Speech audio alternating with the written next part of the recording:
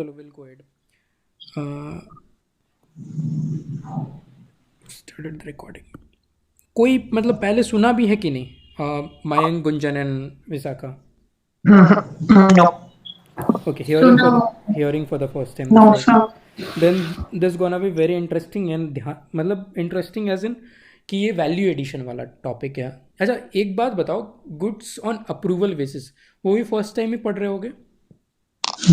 yes, sir. तो Yes, एक sir. एक अच्छा value addition last last chapter में हुआ होगा, आई एम श्योर। तो again this is a new chapter and this will be another value addition. Of course, it will not directly help you in 11th 12th examination point of view, but of course, as we say, our target is big. तो उसमें definitely it will help you, है ना? अच्छा ये चीज़ नहीं समझ में आया बट ठीक है, नहीं सुना है बट रितु ने जो बोला उससे कुछ समझ में आया कि नहीं आया कुछ? एनी थिंग लाइक इवन 1% और 2%? Yes, sir. समझ आया. हम्म। आया समझ. Yes, sir. ओके आया आया समझ में। All right Ritu, I have one follow-up question with you. Tell me what is the difference between goods on approval basis and consignment? मतलब प्रोसेस में क्या डिफरेंस है? Accounting and all is like subsequent discussion, but initially तुम्हें बोलना पड़े दोनों में क्या डिफरेंस है?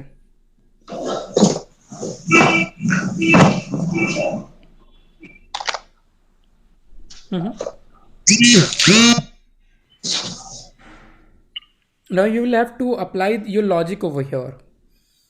सिंपल अगर लॉजिक लगाओगे तो आंसर दे दोगे, अगर ये सोचोगे कि मैंने कहीं तो डिफरेंस बिटवीन पढ़ा ही नहीं है इस दोनों का, तो नहीं आंसर कर पाओगे।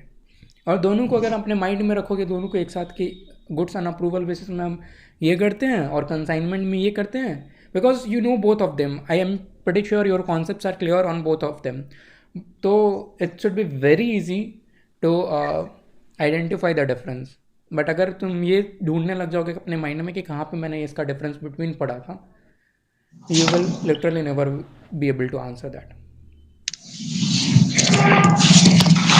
तो क्या डिफरेंस है रितु, लाइक ऑन? सर ये sale of goods and approval basis में हम जो कस्टमर होता है उसको हम पोजीशन देते गुड्स का, ओनरशिप नहीं देते। बट ये कंसाइनमेंट अकाउंट में हम एजेंट को पोजीशन देते बट कस्टमर को डायरेक्टली ओनरशिप मिलता है। Not satisfied.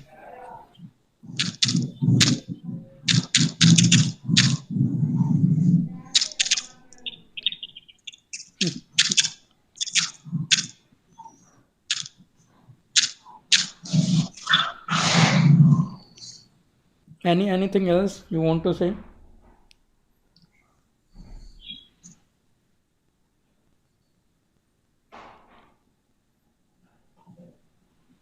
सर इसमें एक sale of goods on approval basis में गुड्स हम कस्टमर को देते और कंसाइनमेंट में एजेंट को गुड्स देते। Still not satisfied. चलो कोई बात नहीं, you have tried, I appreciate that your effort, है ना? Now will start simply.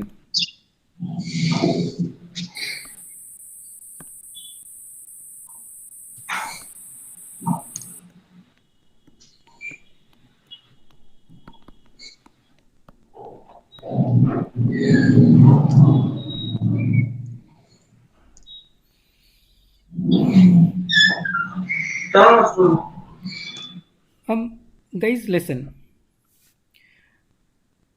consign, I'll have to make it thicker.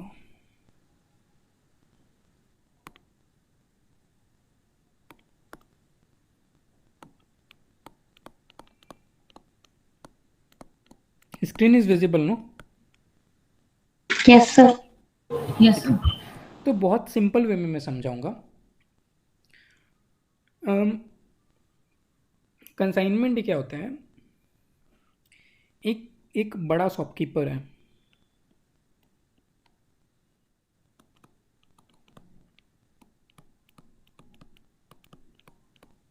और रितु ने जो एग्जांपल दिया था उसी चीज़ को मैं थोड़ा को रिलेट करके बताता हूँ, because see giver a decent example consignment को समझाने के लिए। एक बड़ा शॉपकीपर है, अब ये मान लो दिल्ली का है ना, ये दिल्ली का है। अब दिल्ली के आसपास का जगह क्या है, गाजियाबाद, ठीक है, नोएडा है, गुड़गांव है, चाहे गुरुग्राम बोल लो, है ना, और भी कहीं पे यूपी में और जगह से गोरखपुर जाना है,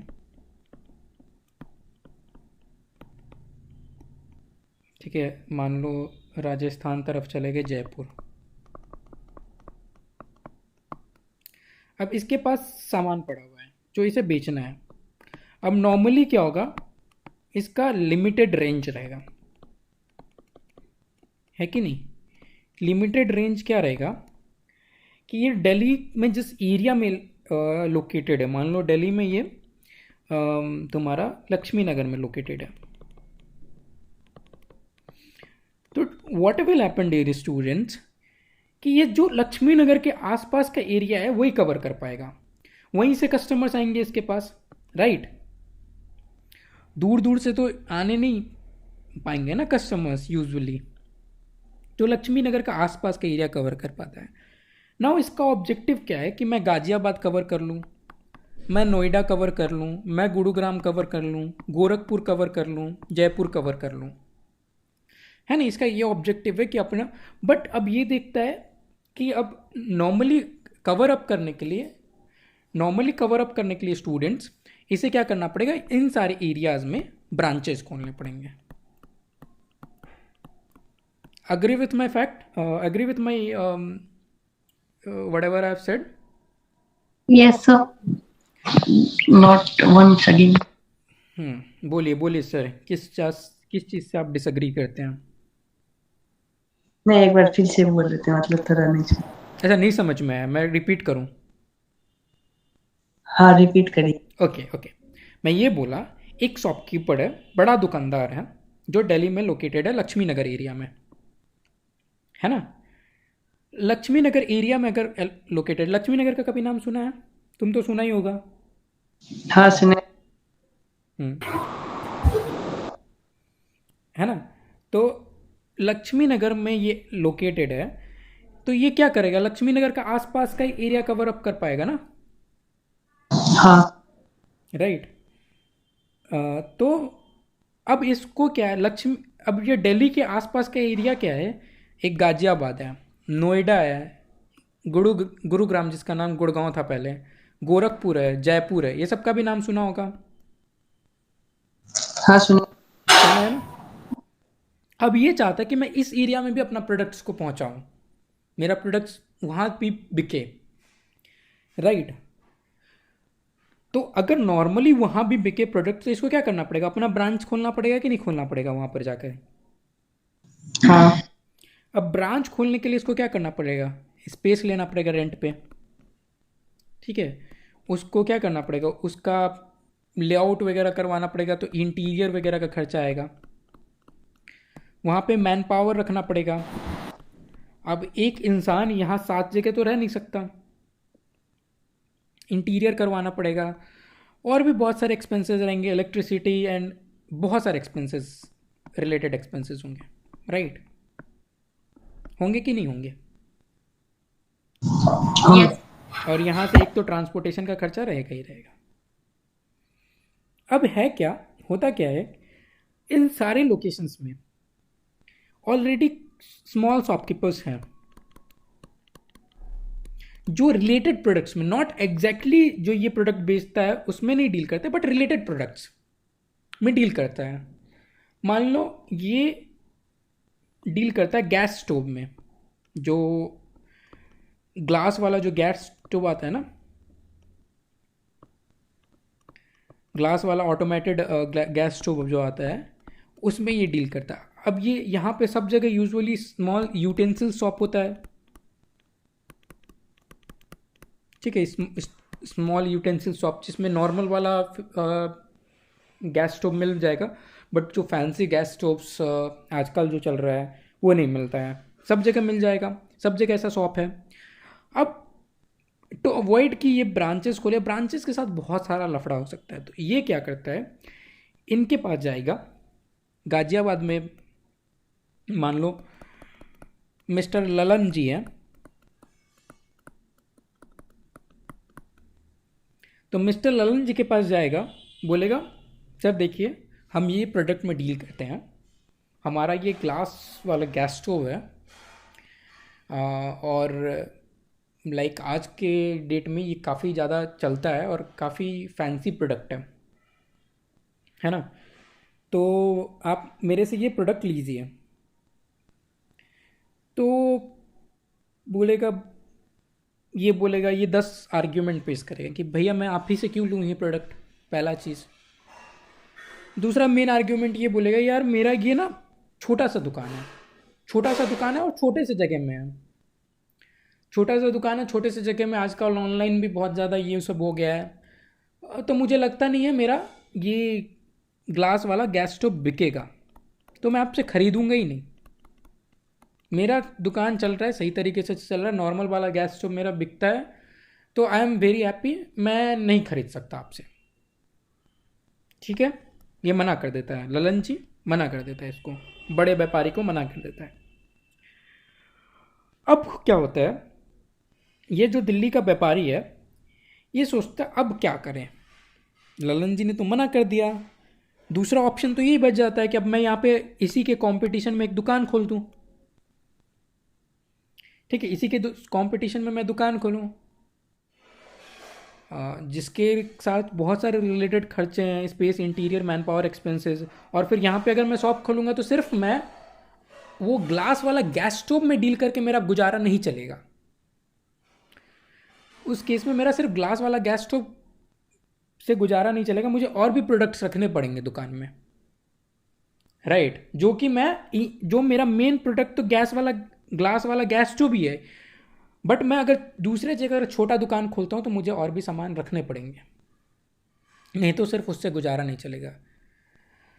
तो अब ये बड़ा व्यापारी टेंशन में आ जाता है कि ये ले भी नहीं रहे हैं और मैं अपना ब्रांच भी नहीं खोल सकता हूँ। तो ये निकालता है तीसरा ऑप्शन, फिर जाता है वापस से ललन जी के पास, बोलता है ललन जी आपको कुछ नहीं करना है, आपको कुछ नहीं करना है, आप अपने दुकान में आपके पास 4 रैक्स हैं, आप मुझे 4 रैक में से एक रैक का 1/4 पोर्शन आप दे दो मुझे। ठीक है, एक रैक का मुझे 1/4 पोर्शन दे दो, वहाँ पे मेरे आप ग्लास वाले गैस स्टोव्स रखना, जो भी आपके पास कस्टमर्स आएंगे आप उनको वो प्रोडक्ट दिखाना, अगर बिकता है वो प्रोडक्ट बिकता है तभी मैं आपको उसका बिलिंग करूंगा, अगर वो बिकता है तभी मैं आपको उसका बिलिंग करूंगा, आप मुझे पैसा देना, अदरवाइज आप उसको रखे रहना, आप मुझे पैसा तब तक नहीं देना। आपके पास पोजीशन रहेगा प्रोडक्ट का, बट ओनर मैं रहूंगा उस प्रोडक्ट का। आपके पास पोजीशन जरूर रहेगा, ओनर मैं रहूंगा। जिस दिन आप बेच लेते हो उस प्रोडक्ट को, बेच लेते हो तो आप मुझे पैसा दे देना। अब स्टूडेंट समझो, अगर ये अपना भी ब्रांच खोलता तो पैसे तो उसे तभी मिलते ना जब प्रोडक्ट बिक जाता, जब तक ये शॉप में पड़ा रहता तब तक तो पैसे मिलते नहीं। नो सर, है ना, तो ये दिमाग लगाया और इससे क्या हुआ, win win situation for both the Lalan ji and the big shopkeeper. Lalan ji के लिए भी एक अच्छा हो गया कि बोला कि यार मेरा भी दुकान अच्छा दिखेगा इससे, कि मैं भी एक नया प्रोडक्ट रख रहा हूँ अपने दुकान में, मुझे इसके लिए कोई इन्वेस्टमेंट नहीं करना है, राइट। वो सबको पता ही होगा ग्लास वाला गैस स्टोव काफ़ी महंगा आता है, 15,000 20,000 ऐसे आता है, और वो जो गैस स्टोव बिकता है वो 1500 वाला गैस स्टोव, 2000 वाला गैस स्टोव बेच रहे हैं। तो अब वो 20,000 वाला अगर गैस स्टोव बेचेगा, अगर वो 10-15 भी गैस स्टोव बेचता है तो उसको 2-3 लाख रुपए इन्वेस्टमेंट करना पड़ेगा। अब ये छोटा व्यापारी, इसके लिए 2-3 लाख रुपए बहुत बड़ा बात होता है, अब क्योंकि उसे इन्वेस्टमेंट नहीं करना है 2-3 लाख रुपए, इसका दुकान भी अच्छा दिखेगा, कोई भी आएगा तो वो बोलेगा हाँ ये तो काफ़ी अच्छा दुकान है, ये ग्लास वाला भी गैस स्टोव रखने लगा है, इसका भी दुकान अच्छा दिखा, और कोई ऐसा कस्टमर आया जिसको ग्लास वाला गैस स्टोव है तो ये बेच भी पाएगा, और इसको अगर ये बेचता है तो ऑफकोर्स कुछ अमाउंट जितने में सेल करेगा उसका कुछ अमाउंट इसका भी बनेगा, राइट। तो ये, और इससे क्या हुआ, ये वाले शॉपकीपर के लिए, लक्ष्मी नगर वाले शॉपकीपर के लिए इसको तो कुछ करना नहीं है, वहाँ पे भेज देना है, वहाँ पे भेज देना है, बिका तो इसको पैसा मिल जाएगा, राइट। तो this is the overall scenario.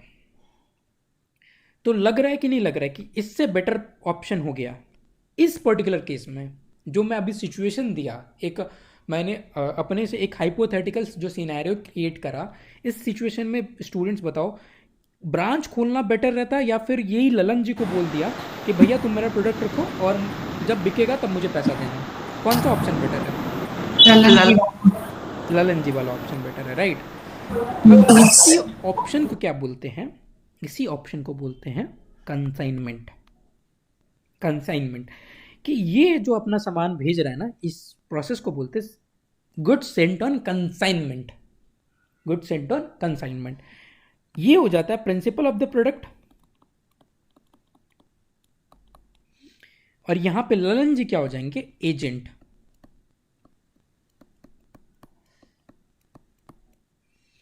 क्योंकि इसके थ्रू बिक रहा है, इसका कोई इन्वेस्टमेंट नहीं है, इन्वेस्टमेंट नहीं है, ये क्या बोलते हैं, कोई दिक्कत नहीं है कि अगर कल को सामान नहीं बिका, कल को सामान नहीं बिका तो कोई रिस्क भी नहीं इन्वॉल्व है ना। कल को सामान नहीं बिकता है तो कोई रिस्क इन्वॉल्व नहीं है ना, वो वापस रिटर्न कर देगा इसे, भैया तुम्हारा सामान बिक नहीं रहा है, तुम अपना सामान उठाकर ले जाओ, है ना, वो उठाकर बोल सकता है। तो ये ललन जी क्या हुआ, यहाँ पे एजेंट हो गए, और एजेंट क्या करेगा, कस्टमर से डील करेगा। यहाँ पे स्टूडेंट्स समझना, सामान भेजेगा कौन, ये सामान भेजेगा प्रिंसिपल सामान भेजेगा ना। Yes sir.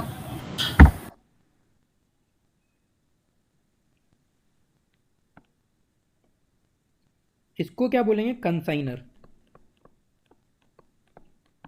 जो सामान भेज रहा है उसको क्या बोलेंगे, कंसाइनर। और जो सामान जिसको हम भेज रहे हैं इसको क्या बोलेंगे, consignee.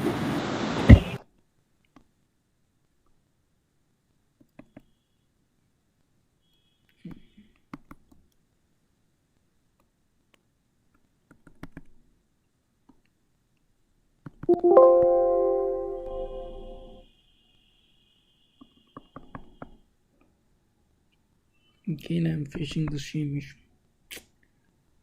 When I got this new laptop, no, ये काफ़ी हैंग हो रहा है।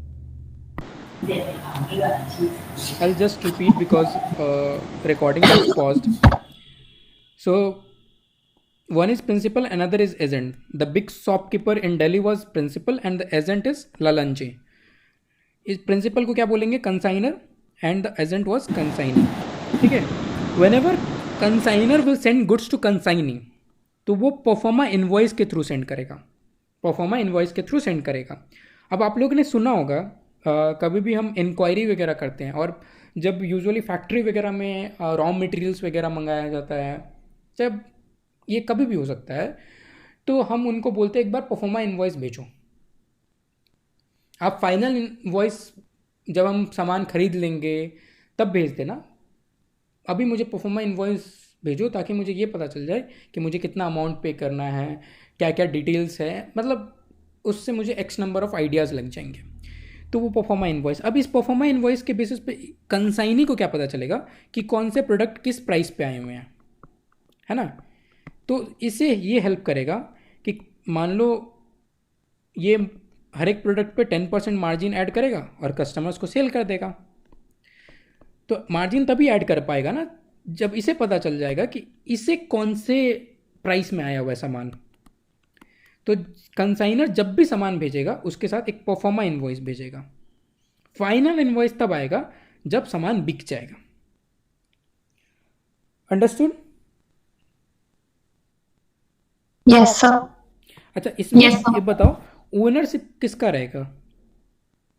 प्रिंसिपल आई मीन कंसाइनर का राइट, इसका ओनरशिप रहेगा। प्रिंसिपल। प्रिंसिपल चाहे कंसाइनर बोल लो। पोजीशन किसका रहेगा? कंसाइनर का।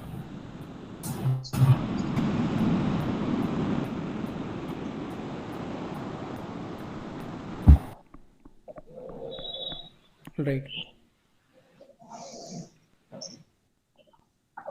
अब एक बात बताओ, ये जो अरेंजमेंट है, ये जो अरेंजमेंट है,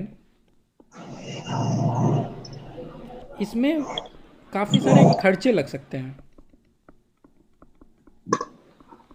कोई बताएगा कैसे कैसे टाइप के खर्चे लग सकते हैं?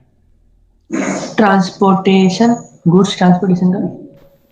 Very very good Mayank. अरे मैं ट्रांसपोर्टेशन का स्पेलिंग भूल गया क्या? TRAN। यार ये सीरियसली ली। और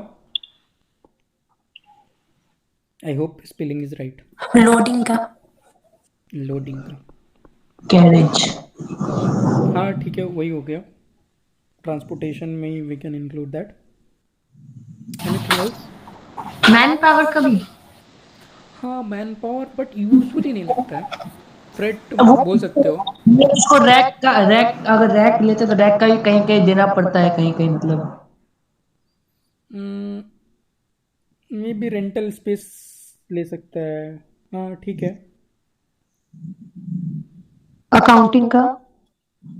हाँ, अकाउंटिंग तो ऐसा हो गया ना, यूजुअली ये सब खर्चा इसलिए नहीं आएगा। अकाउंटिंग तो यार ये अपना करेगा, ये अपना करेगा अकाउंटिंग, बट ये अरेंजमेंट के कारण कोई अलग से खर्चा नहीं आ रहा है, मतलब जो डायरेक्टली एट्रीब्यूटेबल हो। और तो नहीं। इसमें इंश्योरेंस भी तो लग सकता है, रास्ते का इंश्योरेंस करके। ये अभी सिंपल लगता है, बट ये बहुत इंपॉर्टेंट फैक्ट। हाँ टैक्स। हाँ, बीच में कोई ड्यूटीज़ लग सकता है, सामान भेजने का में कुछ ड्यूटीज़ लग सकते हैं। हाँ वही। Good point. तो ये सब लग सकता है खर्चा। अब ये बताओ, ये खर्चा कौन बियर करेगा? कंसाइनर।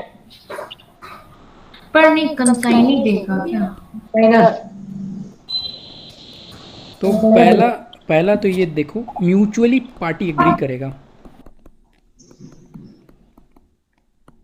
ठीक है, म्यूचुअली पार्टी अग्री करेगा, बट यूजुअल केस में दिखाया गया है। पहले तो आपको ये देखना है क्या म्यूचुअली पार्टी एग्री करेगा, बट यूजुअल केस में क्या होता है, कंसाइनर देता है।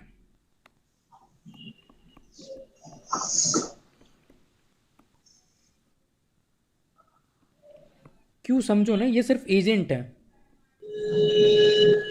एजेंट को क्या गया, तुम भेज दिया, बस उसका एक तरीके से सेल्समैन जैसा जॉब है।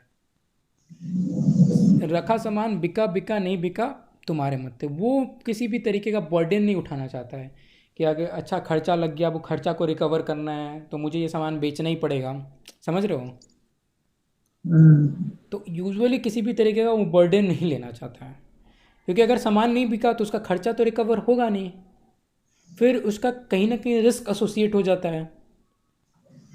तो यूजुअल केस में कंसाइनर देता है, बट पार्टी में म्यूचुअली अग्री, पार्टी अग्री कर सकता है। ठीक है भैया, ये भी बोल सकता है ना बड़ा व्यापारी, देखो मैं तुम्हारे लिए इतना कर रहा हूँ, मुझे सिर्फ सामान बिकेगा तभी पैसा देना, बट इतना बस मुझे कर दो, रास्ते का जो खर्चा आएगा एटलीस्ट तुम वो बियर कर लो, और तुम्हें कुछ नहीं करना, किसी तरीके का इन्वेस्टमेंट नहीं लगाना, किसी भी तरीके का कुछ भी नहीं करना है। मैं अपना इतना बढ़िया प्रोडक्ट तुमको दे रहा हूँ, किसी भी तरीके का मुझे पैसा नहीं चाहिए। जब बिकेगा, जैसे जैसे बिकेगा तब वैसे वैसे पैसा देना, बस मुझे वो दे दो कि भैया ये सारे खर्चे तुम बेयर कर लेना। ठीक है। अब मुझे कोई बताएगा कि अब कैसे ये डिफरेंट है फ्रॉम अप्रूवल बेसिस वाला मतलब केस से?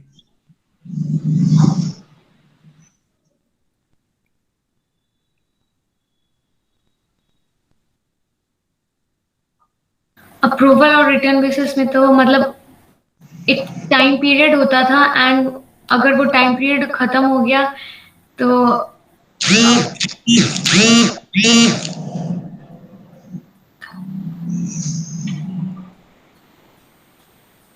इसमें ahead, be confident, go ahead, हाँ बोलो बोलो। अप्रूवल बेसिस में एक पर्टिकुलर टाइम दिया हुआ था एक सेकंड, उसमें। पहले गुंजन को बोलने दो फिर you come. Particular time period दिया होता है, अगर वो टाइम पीरियड से अगर क्या कहते हैं इसे, कंसाइनी अगर तो मतलब एक टाइम पीरियड दिया हुआ रहता है, अगर वो टाइम पीरियड खत्म हो गया एंड वो रिटर्न नहीं किए तो मतलब जो कंसाइनर होते थे वो मान लेते थे कि ये उन्होंने ले कंसाइनर लिया, नहीं, खरीद लिया है। पर यहाँ पर मतलब म्यूचुअली अग्री होता है, अगर आपका जब बिकेगा तो आपका सेल होगा जब होगा, अगर नहीं होगा तो भी आपके पास ही प्रोडक्ट रहेगा। मयंक। उसमें क्या बोलते हैं, गुड्स एंड अप्रूवल बेसिस में एक पर्टिकुलर टाइम रहता है, मतलब कंसाइनमेंट में टाइम मतलब ना नहीं दिया, अनलिमिटेड रहता है मतलब। ओके, ठीक है। Vishakha, you वांना try? Goods on approval basis में टाइम पीरियड होता है, वो खत्म हो गया तो कस्टमर को गुड्स रखना पड़ता है। बट यहाँ पे कस्टमर से पहले एक एजेंट आता है, यहाँ पोजीशन एजेंट को पास होता है ना कि कस्टमर को। और यहाँ कोई टाइम पीरियड नहीं होता है, बिका तो ठीक है, नहीं बिका तो आपको आपका सामान वापस ले जाना पड़ेगा।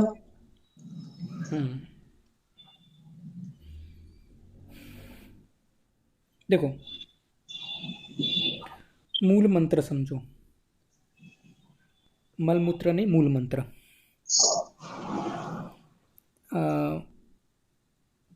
गुड्स ऑन अप्रूवल बेसिस में बेसिकली क्या होता है कि हमारा ऑब्जेक्टिव क्या है। यूजुअली हम ये डायरेक्ट कस्टमर से सबसे ज़्यादा डील करते हैं कि भैया तुम यूज़ कर लो, यूज़ करने के पर्सपेक्टिव से दिया जाता है। ट्राई करके देख लो, नहीं पसंद आया तो वापस कर देना, ठीक है।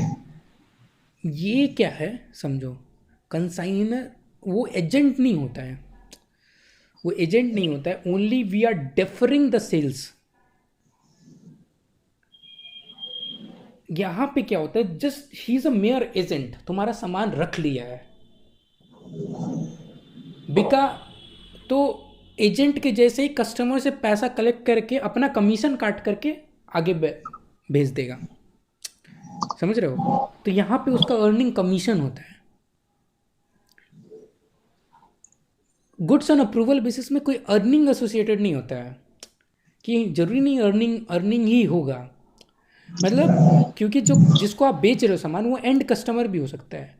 But consignee usually can't be, in 99% of case can't be a and customer, right, unless कि वो खुद ही के घर में सामान निकाल ले कोई, right.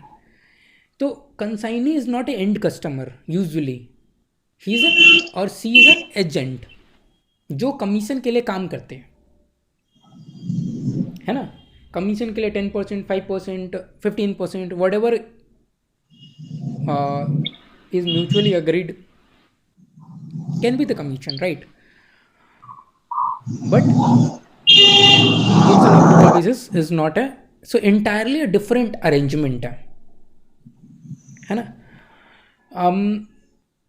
Goods on approval basis usually new products के साथ किया जाता है, राइट। कंसाइनमेंट का ऑब्जेक्टिव क्या है, आप अपना जियोग्राफिकल, यूजुअली जियोग्राफिकल एरिया को एनलार्ज करना चाहते हो, और बट गुड्स एंड अप्रूवल में आप कस्टमर तक पेनिट्रेट करना चाहते हो, कि नीचे तक मार्केट को डिग डाउन करना चाहते हो। ये देखो, ये मैं एक ऐसा नहीं कि दो बॉक्स बना दिया और डिफरेंस बिटवीन बता रहा हूँ, समझो चीज़ों को स्ट्रैटेजिकली समझो कि कल को अगर तुम किसी बड़े कंपनी में काम कर रहे हो and you are made a sales head of a company, अब तुम्हारे पास दो अपॉर्चुनिटी है, तुमने पढ़ा है, तुम पढ़ के गए हो, कंसाइनमेंट भी पढ़ के गए हो, गुड्स एंड अप्रूवल बेसिस पे कर पढ़ के गए हो, तुमको कौन सा अरेंजमेंट लगाना है। तो तुम्हें ये समझ में आना चाहिए कि दोनों से हमें फ़ायदा क्या मिलता है। मान लो तुम्हारा एरिया दिल्ली तक ही तुमको रखना है, अब इसमें कस्टमर पेनिट्रेशन करना है, तो कौन सा स्ट्रैटेजी अप्लाई करोगे। ये वो सेल्स गुड रिटर्न वाला। Goods and approval. क्योंकि यहाँ पे तुम्हारा एग्जिस्टेंट तो है ही, तुम जगह जगह पे जाओगे, तुम्हारा न्यू प्रोडक्ट है, तुम बस इसी के आसपास में डोर तक जा सकते हो, चाहे इसी के आसपास के छोटे छोटे व्यापारी के पास जाओगे, भैया ये मेरा प्रोडक्ट है, अच्छा प्रोडक्ट है, जस्ट बिकॉज ये नया आया है मार्केट में तो अभी लोग उतना जानते नहीं है, आप इसको एक बार कस्टमर को यूज़ करवा के देखो, चाहे कस्टमर को डायरेक्टली बोले कि आप यूज़ करके देखो, नहीं पसंद आया तब तो आप बोलना, तब मुझे फिरता कर देना इस टाइम पीरियड के अंदर, राइट। तो कस्टमर पेनिट्रेट करना है तो ये आप यूज़ करोगे, बट अगर आपको अपना जियोग्राफिकल एरिया बढ़ाना है तो वहाँ पे गुड्स एंड अप्रूवल बेसिस तो डायरेक्टली काम नहीं आएगा ना, वहाँ पे तो कंसाइनमेंट ही करना पड़ेगा, जगह जगह पे अपना एजेंट फैला दिए, है ना, सेल्समैन। काइंड ऑफ तुम्हारा सेल्समैन हो गया वो, जगह जगह पे तुमने एजेंट रख दिया। ये ऐसा केस हो गया कि तुम्हारा सांप भी मर गया, लाठी भी नहीं टूटा, नहीं तो तुम्हें ब्रांचेस खोलना पड़ता, जो कि बहुत हैवीली कॉस्ट हो जाता, फिर बहुत ज़्यादा उसमें प्रॉब्लम आता। तो ये अब ऐसा यहाँ पे तुम गुड कंसाइनमेंट लगा देते, अब तुम्हारा ऑलरेडी यहाँ पे एग्जिस्टेंस है, तुम कंसाइनमेंट लगा के करते क्या।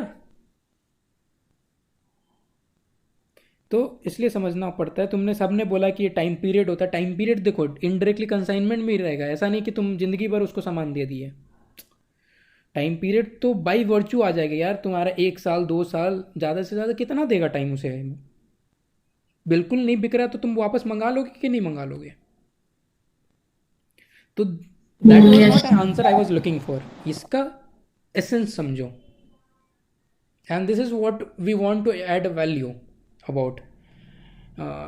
कि डेफिनेशन को पढ़ा, एक तुम्हें टर्म उसमें दिखा कि ओके स्पेसिफाइड टर्म है एंड ऑल, वो सब चीज़ ठीक है, वो सब चीज़ अकाउंटिंग पर्सपेक्टिव से एंड फॉर्मल डेफिनेशन पर्सपेक्टिव से तुम वो 4 लाइन का डिफरेंस बिटवीन भी बना लोगी, बट द थिंग इज हमें फ्यूचर में अगर डिसीजन लेना पड़े तो वो डिफरेंस बिटवीन बनाकर तो नहीं लोगे ना डिसीजन।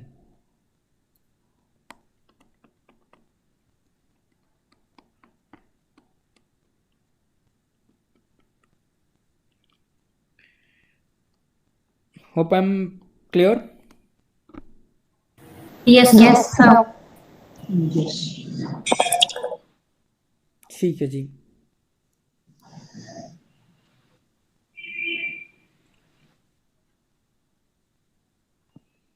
एक बार बुक से देख लेते हैं हम, whatever we have covered till now, right.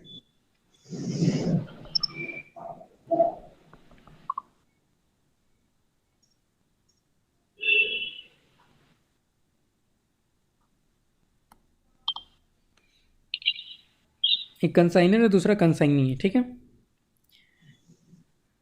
ध्यान पे देखो, नॉट श्योर ये क्यों विजिबल नहीं है, शायद इमेज का क्वालिटी ख़राब होगा, थोड़ा ब्लर दिख रहा होगा इमेज, हाँ, बिकॉज द इमेज क्वालिटी कहीं से ये निकाल कर चिपकाया होगा, तो इसलिए मे बी इमेज क्वालिटी नहीं अच्छा है, what I am hoping so. Image का हाँ इमेज ही नहीं दिख रहा है। हाँ हाँ ठीक है, फिर भी थोड़ा बहुत अंडरस्टूडेबल है कि बिल्कुल ही इमेज का क्वालिटी इनफैक्ट ख़राब है, ये कहीं से क्रॉप करके चिपकाया हुआ है क्या इमेज, समझो, इसलिए खुद का इनका बनाया हुआ इमेज नहीं है, बिल्कुल भी समझ में नहीं आ रहा है कि इमेज क्या लिखा हुआ है। आ रहा है। समझ आ रहा है। ठीक है, तो काम चल जाएगा ना, चलो। कंसाइनर गुड्स कंसाइन करता है टू कंसाइनी, है ना,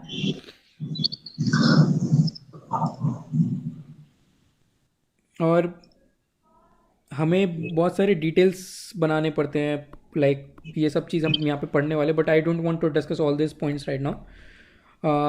will see what can be the accounting issues later, but पहले हम कुछ और देख लेते हैं.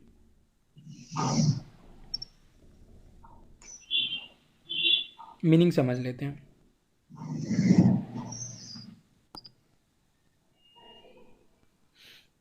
To consign means to send. एक अगर डिक्शनरी मीनिंग समझना पड़े, कंसाइन का मतलब भेजना. ठीक है. In accounting term consignment account relates to account dealing with situation where in one person sends goods to another person on the basis that goods will be sold on behalf of and at the risk of former. समझ में आया? Risk किसका रहेगा?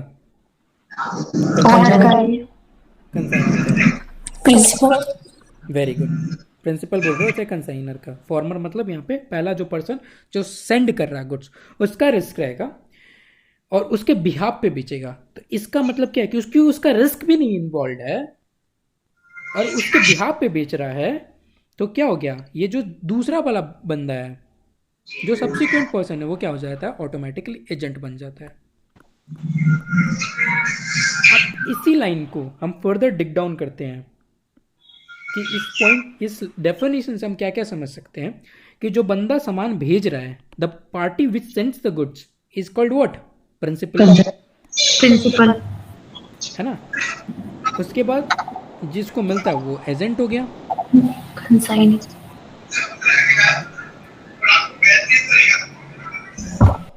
The ownership. किसी का background से थोड़ा noise आ रहा है, please if you don't mind mute कर लो बिकॉज रिकॉर्ड भी हो रहा है ना. The ownership of goods that is property in goods remains with the consignor. And हाँ, मैं म्यूट करने बोलता है इसका मतलब ये नहीं कि जब भी मैं कुछ पूछूं तो उस टाइम पे आराम से अनम्यूट करके बोल दो answer. The ownership of goods that is the property in goods remains with consignor or the principal. ठीक है, ये समझ में आता है. ओनरशिप उसी के पास रहेगा. Yes. The agent or consignee does not become their owner even though goods are in his possession. मतलब उसका ओनर नहीं बनता है. On sale of course the buyer becomes the owner. तो कभी भी ये बात बताओ, कभी भी कंसाइनी के पास ओनरशिप आएगा क्या? नो. नहीं, बाद में आएगा. कब आएगा? जब वो सेल कर देंगे तब. नहीं, सेल करने के बाद चला ही जाएगा, नहीं आएगा. यही तो ट्रिकी पॉइंट था. कभी भी, यही तो मैं बोला, कभी भी ओनरशिप नहीं आता है, तभी तो एजेंट है. जब सेल कर दिया तो कस्टमर का ओनरशिप हो गया. जब तक सेल नहीं करा था तब तक प्रिंसिपल का था. ओनरशिप आया ही नहीं. है ना, ओनरशिप आया ही नहीं. The consignor does not send the invoice to the consignee. ठीक है, इनवॉइस नहीं भेजेगा. क्या भेजेगा? Proforma invoice. प्रोफॉर्मा इनवॉइस भेजेगा. A statement that looks like a invoice but it is not really one the invoice. वो इनवॉइस नहीं रहेगा. वो इनवॉइस जैसा दिखता है जिससे आपको पता चल जाएगी क्या क्या डिटेल्स है, क्या रेट है, क्या क्वांटिटी में मेरा सामान आया था. एटलीस्ट क्वांटिटी के साथ इनवॉइस, प्रोफॉर्मा इनवॉइस बनकर आएगा तो आप मैच भी कर पाओगे. कल को वो इनवॉइस ज़्यादा अमाउंट का बनाकर भेज दिया तो आपके पास proforma invoice as a proof रहेगा एजेंट के पास. The object of proforma invoice is only to convey information to consignee regarding the particulars of goods sent. समझ में आता है? Yes sir. उसके बाद क्या बोल रहा है? Usually the consignee recovers from the consignee all the expenses incurred by him on behalf of consignment. ठीक है, कंसाइनी रिकवर्स करता है. दिस इज हाउ कंसाइनी, मतलब कंसाइनी रिकवर करता है मतलब एजेंट रिकवर करता है फ्रॉम प्रिंसिपल. है ना, समझ में आ रहा है? नहीं, ये लाइन नहीं समझ आया. ये नहीं समझ रहा है. नहीं समझ में. अभी हम लोग ने बोला ना कि कितने टाइप का खर्चा लग सकता है, ट्रांसपोर्टेशन वगैरह लग सकता है, इंश्योरेंस वगैरह लग सकता है. अब ये खर्चा कौन बियर करेगा? तो हमने बोला या तो म्यूचुअली अग्री कर ले पार्टी कि हम ये बियर करेंगे. बट मैंने क्या बोला कि यार वो बंदा एजेंट है, तो यूजुअली एजेंट का कोई भी सरदर्दी नहीं होता है. उसका सरदर्दी इतना ही है, मैं बेचूंगा, कमीशन आएगा. कभी ये इंश्योरेंस पॉलिसी वगैरह वाले एजेंट्स को देखा है कि नहीं देखा है? उनका कोई सरदर्दी होता है क्या कि ठीक है मुझे कोई इन्वेस्टमेंट करना है, कुछ भी करना है, चाहे कोई खर्चा बियर करना है? The answer is no. उनको बस जितना जितना वो लोग पॉलिसी बेचेंगे उनका कमीशन आएगा। Yes sir. तो वैसे ही है। तो यूजुअली क्या होता है, खर्चा कौन बियर करेगा? कंसाइनर। कंसाइनर बियर कर रहा है। तो वही बोल रहा है, कंसाइनी रिकवर कर लेता है। मतलब कंसाइनी अगर कोई खर्चा पे करा, ट्रांसपोर्टेशन वो उसके पास ट्रक पहुंचा, ट्रक वाले ने पैसा मांगा, कंसाइनी ने पैसा दे दिया, तो अगर कंसाइनी ने कोई पैसा दिया है तो वो रिकवर कर सकता है, मतलब वापस से उससे कंसाइनर से वो पैसा मांग लेगा। ठीक है, बट ये ऐसा नहीं कि कोई लकीर है कि हमेशा कंसाइनर ही बियर करेगा। कंसाइनर और कंसाइनी अपने में एक आपस में बैठकर बात कर सकता है कि ठीक है भैया कौन बियर करेगा खर्चा। Am I loud and clear? Yes sir. Yes. अब ये लाइन समझ में आ गया? Yes sir. ठीक है, ये लास्ट में लिखा हुआ this is however can be changed by an agreement with parties. मतलब कंसाइनी रिकवर कर सकता है बट आप बाय एन एग्रीमेंट आप इस चीज़ को चेंज भी कर सकते हो। It is usual for consignee to give an advance to consignor in form of cash or bill of exchange. It is adjusted against the sale proceeds of goods. तो अब क्योंकि देखो समझो, जब आप एक रेगुलर बेसिस पे कंसाइनमेंट अरेंजमेंट करने लगते हो ना, और जब एजेंट को भी थोड़ा कॉन्फिडेंस आ जाता है कि मैं सामान जो ले रहा हूँ मेरा बिक ही जाएगा, एंड क्योंकि आप लाखों करोड़ों का सामान दे रहे हो,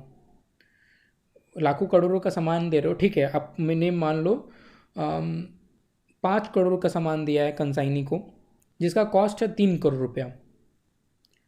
ठीक है, कॉस्ट है 3 करोड़ रुपया, आपने 5 करोड़ का इनवॉइस वैल्यू वाला सामान दिया जिसका कॉस्ट जो कंसाइनर को पड़ रहा है वो 3 करोड़ रुपया पड़ रहा है। मतलब कल को वो सामान नहीं बिकता 5 करोड़ में तो वो मतलब लोअर प्राइस में भी कम से कम 3 करोड़ में तो बिक ही जाएगा, है ना। वो एजेंट का सामान 3 करोड़ में तो बिक ही जाएगा।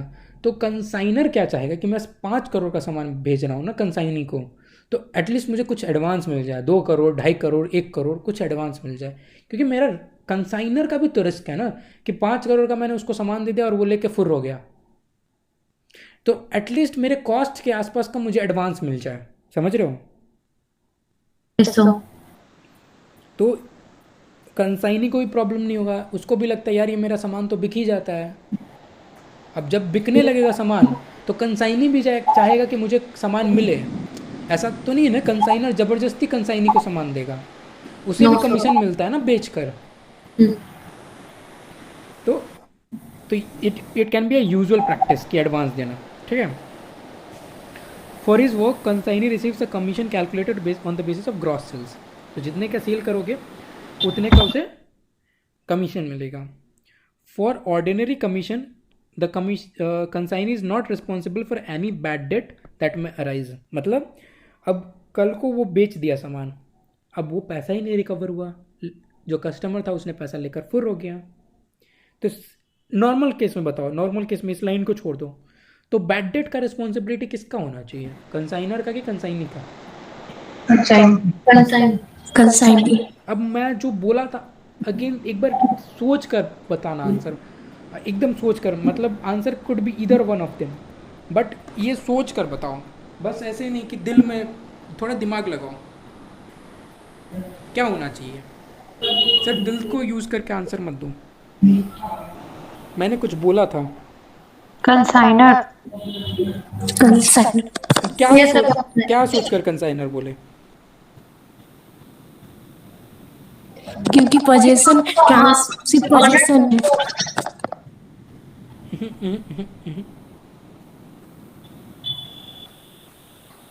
ये ऑनरशिप सामान का कंसाइनर पे ही होता है इसीलिए।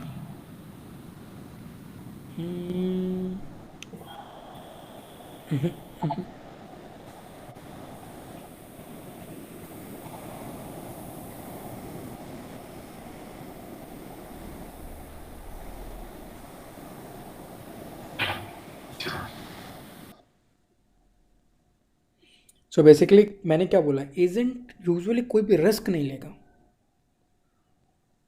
तो अगर आप उसको बोल दें कि भैया पैसा कल को नहीं मिला कस्टमर से तो तुम्हारा रिस्पॉन्सिबिलिटी है, तो बोलेगा यार मुझे नहीं करना है ऐसा काम।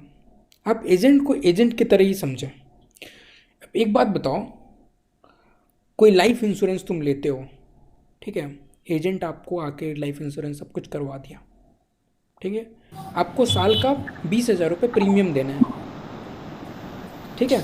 अब कल को यस सर। आप 2 साल का प्रीमियम देते हो, तीसरा साल जाकर प्रीमियम नहीं देते हो लाइफ इंश्योरेंस को, तो क्या लाइफ इंश्योरेंस कंपनी एजेंट को पकड़ के प्रीमियम मांगेगा क्या? नहीं। नहीं मांगेगा ना। जो लॉस अगर होता है, कोई भी लॉस होता है, तो किसका होगा? लाइफ इंश्योरेंस कंपनी का होगा। Yes sir. तो ऐसे इसी पर्सपेक्टिव से समझो क्यों हुआ, क्योंकि एजेंट, समझो, एजेंट पॉलिसी बेचने का पैसा ले रहा है, प्रीमियम रिकवर करवाने का पैसा नहीं ले रहा है। कमीशन जो ले रहा है वो पॉलिसी बेचने का ले रहा है। अगर वो प्रीमियम रिकवर करवाने का पैसा लेता तो उसका अलग कमीशन लगेगा। समझ पा रहे हो कि नहीं पा रहे हो? Yes sir. तो बोल रहा वही, फॉर हिज वर्क कंसाइनी को कमीशन मिलेगा जो कि ग्रॉस सेल्स पे कंप्यूट होगा। For ordinary commission the consignee is not responsible for any bad debt. अगर कोई बैड डेट होता है तो नॉर्मली, अगर कोई नॉर्मली केस में बैड डेट किसका लॉस होगा? कंसाइनर का लॉस, कंसाइनर। प्रिंसिपल का लॉस होगा। But again it is all dependent upon the mutual agreement between the parties. अगर वही वो वाला कहावत सुना होगा ना, मियाँ बीबी राजी तो क्या करेगा काजी। Yes sir. तो अब वो दोनों खुद में डिसाइड कर ले कि भाई कंसाइनी तो हम क्या कर लेंगे यहाँ पे बैठ के। वो दोनों खुद में डिसाइड कर ले भाई कंसाइनी खुश है कि ठीक है। अब हो सकता है ना कि नॉर्मली मान लो कमीशन का रेट 15% है। अब कंसाइनर सोचेगा यार देखो, अगर इसको 15% का कमीशन दूंगा ना तो ये सिर्फ सेल पे फोकस करेगा, कलेक्शन पे फोकस नहीं करेगा। मैं इसको कमीशन को बढ़ाकर ना 30% कर देता हूँ, 30% कर दूंगा, ठीक है, मेरा थोड़ा प्रॉफिट कम हो जाएगा।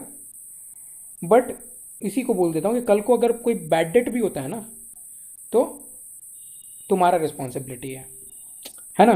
तो इससे क्या होगा कि कंसाइनी जो है वो जेन्यून कस्टमर को सबसे पहला बात तो सेल करेगा, जो अच्छे ट्रस्ट वर्दी कस्टमर्स हैं। दूसरा क्या करेगा, पैसे लेने के लिए भी पूरा किसी हद तक भी जाएगा, है कि नहीं। तो again it can be decided mutually between the parties कि कौन सा अरेंजमेंट फॉलो करना है। समझ में आ रहा है? Yes sir. Alright. If the agent is to be made responsible for the bad debts, अगर एजेंट को आप responsible for the bad debt बनाते हो ना तो he is paid a commission called del credere commission. ठीक है, ये हम पढ़ेंगे। अच्छा, एक अलग सा कॉन्सेप्ट है। बेसिकली अभी समझो, जो कमीशन होगा वो नेट ऑफ बैड डेट पे मिलेगा। ठीक है, आपने जितना सेल करा, जितना आपको पैसा रिकवर नहीं हुआ उस पर आप कमीशन दोगे, है ना। और जो कमीशन आपका कैलकुलेट होता है वो टोटल सेल्स पे कैलकुलेट होगा, ना कि सिर्फ जो सेल्स जिसका आपका कलेक्शन आ गया। टोटल सेल्स अगर आप क्रेडिट में भी बेचे हो तो उसका भी आपको कमीशन मिलेगा। यहाँ तक समझ में आया कि नहीं आया? Yes sir. और उसके बाद बोलता है periodically consignee ends the ends नहीं होगा, इसको ठीक करना पड़ेगा, सेंड्स होगा। Sends to the consignor are statement called account sales. ठीक है, it sets out the sales made by the consignee, expenses incurred on the behalf of consignor, the commission earned by the consignee and the balance due to the consignor. ये समझ में आया कि नहीं आया? No sir. ये इसका मतलब ये है कि एक पीरियड डिफाइन कर दिया जाएगा, 1 महीना, 15 दिन का पीरियड हो सकता है, 1 क्वार्टर का पीरियड हो सकता है, 6 महीने का पीरियड हो सकता है, चाहे साल भर का। एक पीरियड डिफाइन हो जाएगा कंसाइनर और कंसाइनी के बीच में, जहाँ पे एक स्टेटमेंट भेजेगा कंसाइनी टू द कंसाइनर, जहाँ पे क्या क्या डिटेल मेंशन करेगा कि कितना का सेल हुआ पहले तो। ठीक है, उसमें से मान लो कुछ उसने एक्सपेंसेस इनकर कर दिया ऑन बिहाफ ऑफ कंसाइनर, तो जो सेल्स हुआ उसका तो पैसा उसे देना है, कंसाइनी ने देना है उस पैसा को। माइनस एक्सपेंसेस इनकर्ड, वो पैसा रिकवर करेगा, माइनस कमीशन अर्नड, वो भी रिकवर करेगा, और नेट में क्या निकालेगा, कितना बैलेंस हमें पे करना है, कंसाइनी कितना बैलेंस पे करेगा टू द कंसाइनर। समझ में आया कि नहीं आया? आगे यस सर। तो ऐसा एक स्टेटमेंट टाइप का भेजेगा। अगर कोई एडवांस है तो वो भी रिड्यूस कर देगा। तो अगेन ऐसा नहीं कि दो तीन बात जो मैंने बोला सिर्फ वही आ सकता है। तो ये ऐसा स्टेटमेंट भेजेगा और उस स्टेटमेंट को अगेन अपना कंसाइनर अपने डिटेल से मैच करेगा और फिर सेटलमेंट हो जाएगा दोनों के बीच में।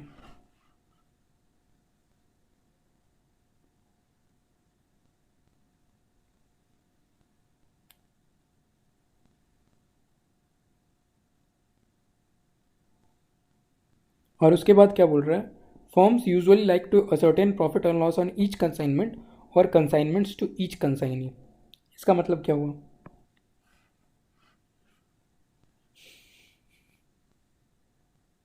वो लोग प्रॉफिट लॉस शेयर कर लेंगे। नो मैम, अच्छे से लाइन पढ़ो। अब देखो, लाइन से पढ़ने का मतलब ये नहीं कि लाइन पढ़ना है। मैं चाहता हूँ तुम लोग डिकोड करो लैंग्वेज को ना। लैंग्वेज डिकोड नहीं करना सीखोगे ना तो chartered accountancy will be a very tough course for you guys. Language calculate, क्या कैलकुलेट? मतलब प्रॉफिट और लॉस क्या है, इच हर ट्रांजैक्शंस क्या है सेल्स का। से 30% करेक्ट हो।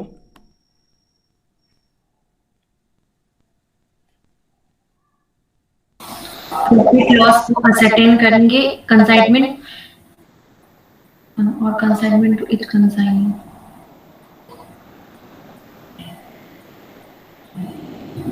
और तुम लोग ये कर सकते हो, पेसिंग नहीं पड़ेगा। कौन पहले जाना चाहता है बताओ? रितु और Gunjan. I guess I heard two voices. Ritu तुम बोलो। ये फॉर्म प्रॉफिट लॉस असर्टेन करेगा कंसाइनमेंट से, या तो वो कंसाइनी से भी प्रॉफिट लॉस असर्टमेंट कर सकते क्या कंसाइनी से भी करवा सकता है क्या? हैं।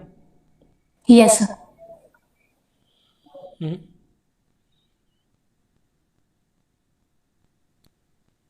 गुंजन तुम बोल रहे थे शायद। तो वो फर्म असर्टेन करेगा प्रॉफिट और लॉस कंसाइनमेंट से, एंड फिर कंसाइनमेंट से कंसाइन तक वो जाएगा। नो, देखो सिंपल है ना। क्या बोल रहा है? Firm usually like to ascertain, वो चाहता है क्या असर्टेन करे? प्रॉफिट और लॉस। मयंक तुम्हारा कोई ओपिनियन नहीं है? नहीं बिल्कुल 0/100? नहीं, 0/100 तो नहीं है। जो भी है बोलो। 5/100, 10/100, 20/100। जो कंसाइनमेंट होता है ना, उस मतलब वो कंसाइनमेंट से मतलब वो प्रॉफिट और लॉस फाइंड कर लेता है अपना फॉर्म का। हम्म। तो बस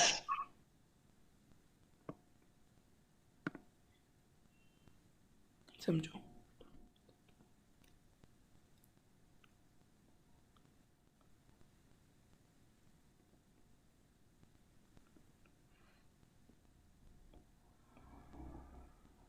ठीक है, ए बी और सी और डी, ये 3 कंसाइनी है।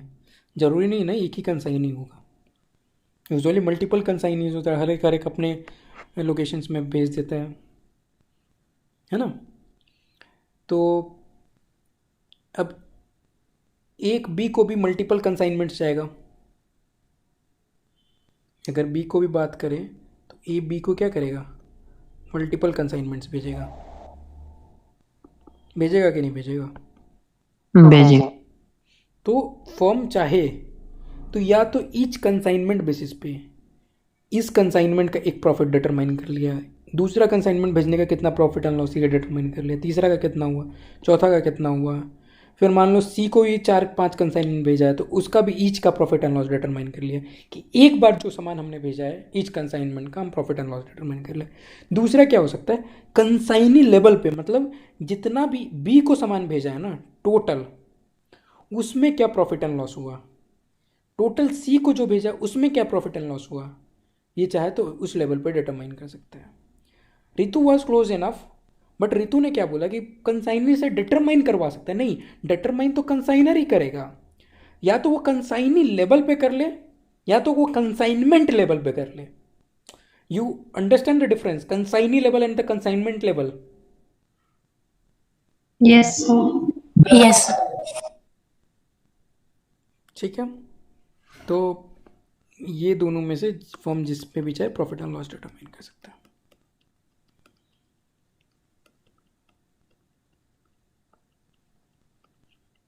अब तुम लोग क्या चाहते हो, मैं इससे पहले आगे बढ़ूं या फिर तुम लोग चाहते हो कि इसका नोट्स कुछ बनवा दूं यहाँ तक का? सब नोट बना लेंगे खुद से। I will go with majority. Ritu is telling that कुछ बनाना चाहते हो, maybe to recap. Yes sir. Vishakha, okay. Gunjan, what about you? Yes, sir. Notes. Mayank? Note से ठीक है। ठीक है सर, बना दीजिए। तो unfortunately Ritu I have to go on with majority. But देखो मुझे ना कि इस बार एक विशाखा का मुझे फ्यू डेज बैक मिल गया था नोट्स, एंड एक Ritu is quite punctual in giving notes. Punctual, I wouldn't say punctual would be a wrong word, but consistent है। पंचुअल तो बिल्कुल नहीं है क्योंकि बिल्कुल क्लास से पहले भेजती है, क्लास स्टार्ट होने वाला है उससे पहले नोट्स भेजती है। तो पंचुअल तो आई वुडंट से, बट हाँ ये रेगुलरली भेज।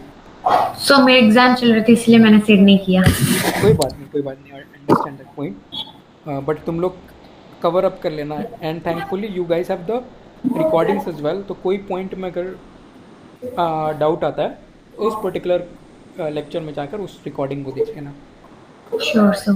है ना। एंड मैंने जो क्वेश्चंस बोले थे एटलीस्ट वो वाले क्वेश्चंस ट्राई करना independently, and I am sure 200% sure कि आप लोग किसी न किसी क्वेश्चन में अटकोगे ही अटकोगे। ठीक है, इसलिए ट्राई जरूर करना।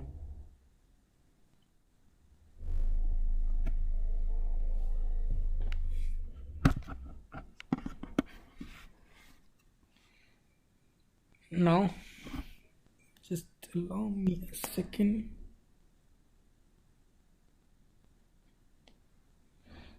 और जहाँ तक चार्ट का बात आता है ना, जैसे मैं चार्ट बना रहा हूँ ना, तो मैं क्या करूँगा, पहले इमेजिन करूँगा ना कैसे बन सकता है, तो ये दिमाग में चार्ट बनाना सीखो।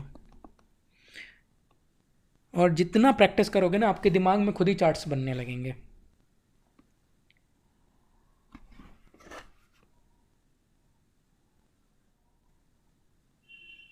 ठीक है, यहाँ पे क्या करता है, पर्सन और फर्म सेंड्स द गुड, और दूसरा एक पार्टी क्या होता है, पर्सन और firm receive the goods. Person और फर्म बेसिकली सेल करते हैं ना, है ना।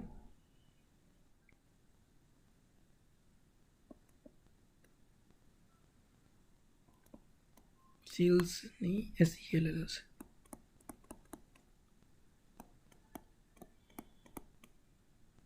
On behalf of former.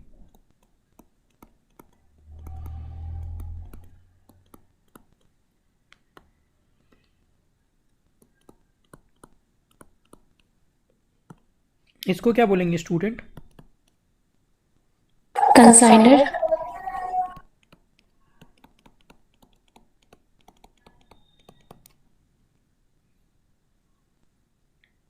इसको क्या बोलेंगे, कंसाइनी।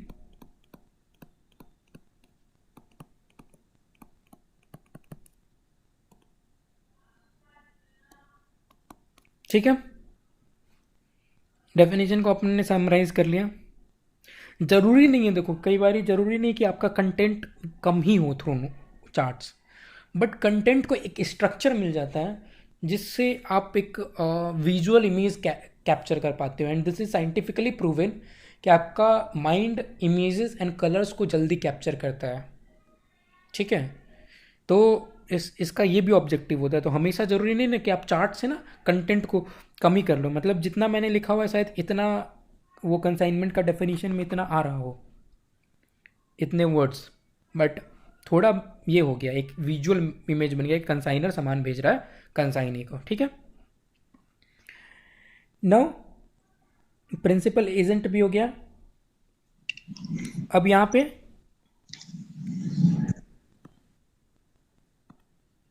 अरे अरे अरे कहाँ चला गया, इसके पास क्या रहेगा, ओनरशिप। इसके पास क्या रहेगा, पोजीशन। पोजीशन।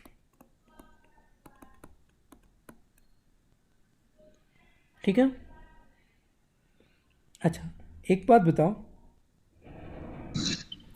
ये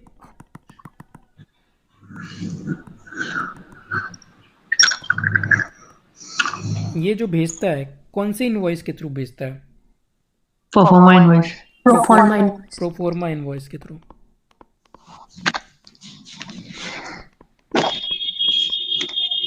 देखो चीज़ों का प्लेस करने का भी तरीका होता है।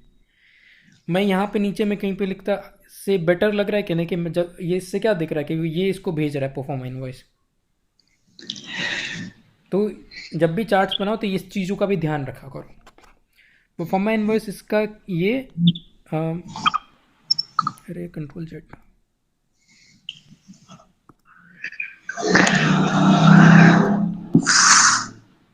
इसका मतलब क्या है, statement of price, not exactly that, invoice, not actual invoice, यहाँ पे लिखना पड़ेगा।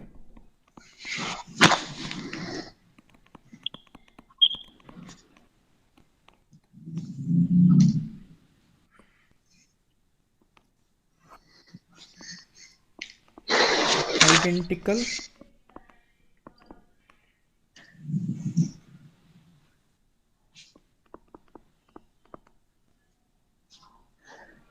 राधा इसको ऐसे लिख देते हैं,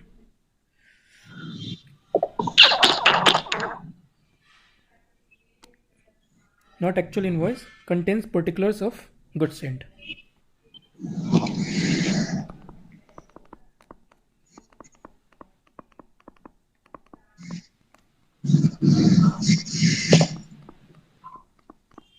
राइट,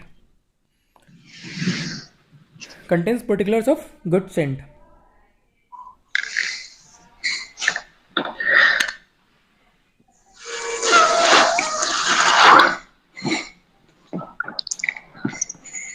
अब एक्सपेंसेस यूजुअली कौन बियर करेगा, कंसाइनर,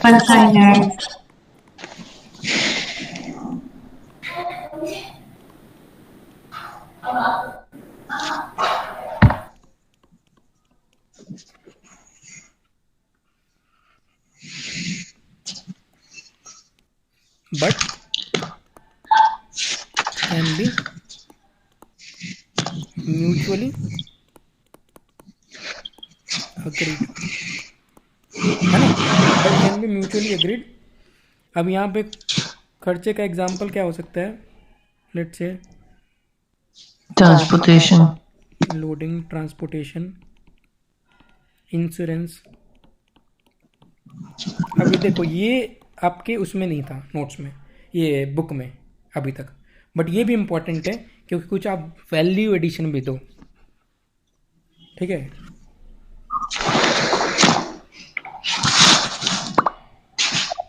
ताकि आपको फ्यूचर में इजी हो। और क्या हो और क्या हमने पॉइंट पढ़ा था,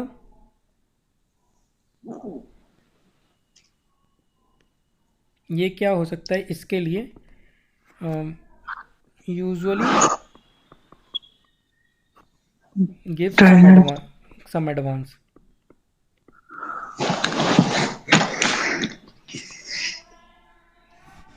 है ना? बैड डेट रिस्क वाले नहीं पे, होता। हाँ बैड डेट वाले पे आ जाते हैं। इसके लिए क्या होता है, अर्न्स कमीशन।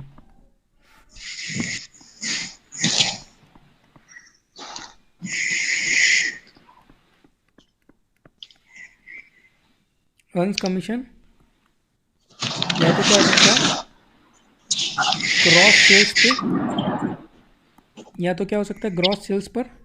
दूसरा क्या हो सकता है, और अगर पार्टी अग्री करा, अगर पार्टी को लगा नहीं अदरवाइज होना चाहिए, तो क्या हो सकता है नेट ऑफ बैड डेट पे होगा।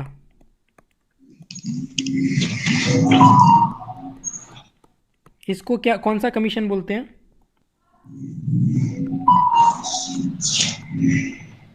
Del credit commission. Del credere commission.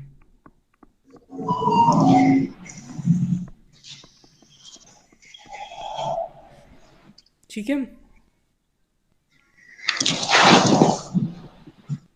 और कमीशन क्या होगा, टोटल सेल्स पे होगा कि कैश सेल्स पे होगा?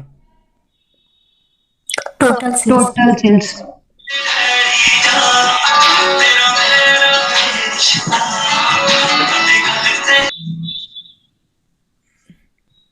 Earns commission on total sales. ठीक है।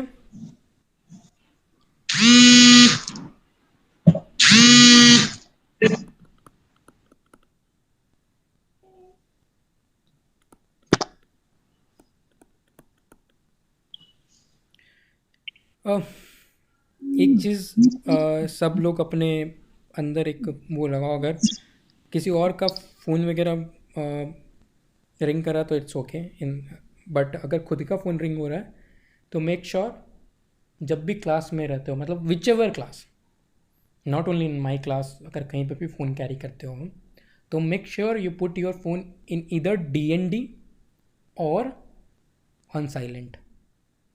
ठीक है, ये this is the basic what you call it basic etiquettes. मैं अपना फ़ोन को हमेशा मेरा फ़ोन DND पे ही रहता है। मेरा हमेशा फ़ोन बिकॉज ऑफ ऑफिस कि मैं कभी भूल जाऊँ तो मैं DND पे ही लगा के रखता हूँ अपने फ़ोन को। और मेरे मोस्टली फ़ोन्स मेरे व्हाट्सएप पे आते हैं। एंड यूजुअली क्या है ना कि एक आदत है कि व्हाट्सएप हमेशा, मतलब मीटिंग्स में भी है ना तो व्हाट्सएप स्क्रॉल करते ही रहता हूँ। तो एटलीस्ट क्या होता है कि उससे क्या होता है कि कभी मीटिंग्स में हूँ एकदम से फ़ोन बजने नहीं लगे, एकदम बीच में एकदम से रिंग नहीं होने लगे। और फिर मैं कई बार क्या होता है कि आपको रिंग हो रहा है और आपको फ़ोन भी नहीं मिल रहा है, कहाँ पे मैंने रख दिया, मैं थोड़ा अगर दूर रख दिया तो मैं जाकर उसको बंद नहीं कर सकता हूँ।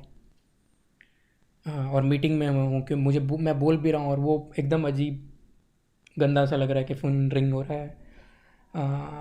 तो मैं हमेशा तो इससे इसका इफेक्ट्स क्या होता है, यूजुअली मैं किसी का फ़ोन फर्स्ट टाइम में उठा नहीं पाता हूँ, तो मुझे कई बार घर वालों से सुनना भी पड़ता है कि तुम फ़ोन नहीं उठाता है, बट यूजुअली मैं कॉल बैक कर लेता हूँ। अभी हो सकता है कि कई बार इसका बैड इम्पैक्ट ही हो सकता है, इमरजेंसी में कई बार मैं हो सकता है मैं थोड़ा लेट रिस्पॉन्ड करूँ, बट और नॉर्मल सिनेरियो मैं DND पे, क्योंकि मेरा मोस्ट ऑफ द टाइम्स मेरा ऑफिस टाइम होता है तो मैं DND पे रखता हूँ।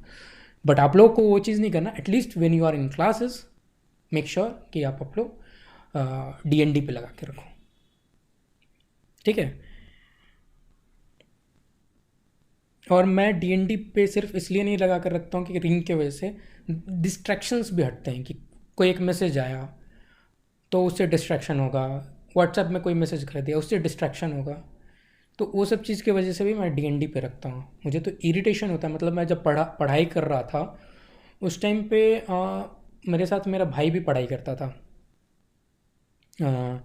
तो मेरा भाई वो अपना उसमें रखता था नोटिफिकेशंस में, एंड मुझे इतना इरिटेशन लगता था कि मैं पढ़ाई, वो मेरे पास में पढ़ाई करके मैं बोलता था यार तुम कैसे पढ़ाई करता है, कैसे पढ़ाई कर लेता है विथ नोटिफिकेशंस, क्योंकि अब तुम जब भी नोटिफिकेशन बजेगा you will go and you will check in your phone what is there, you will curious to know किसका मैसेज आया है, इज़ दैट अर्जेंट, एक बार तो जाकर चेक करोगे। बट फिर मैं उसको करवाया इनफैक्ट साइलेंट में, बट तो this is what you should do, this will really help you to avoid distractions.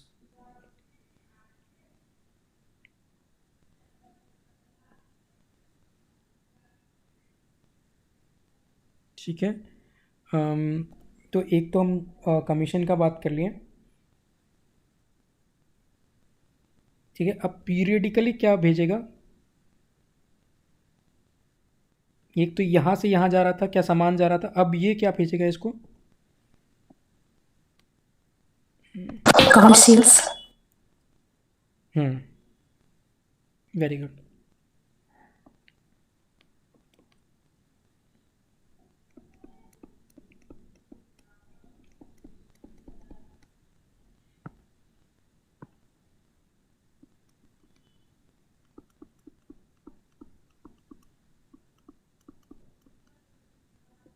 इसमें बेसिक चीज़ें क्या रहेंगी, काउंट सेल्स का मैं फॉर्मेट नहीं बता रहा हूँ, बट अंडरस्टैंडिंग के पर्पज़ से बोलता हूँ।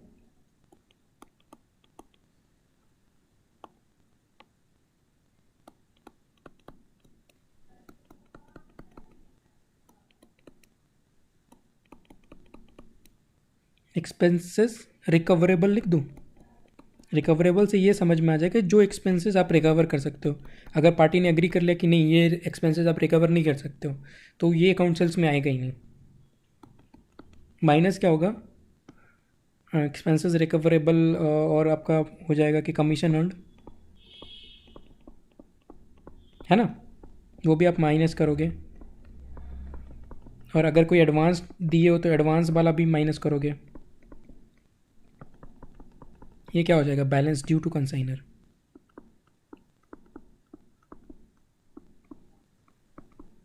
समझ में आ रहा है कि नहीं आ रहा है? Yes sir. तो ये से ये अकाउंट सेल्स इसको भेजेगा।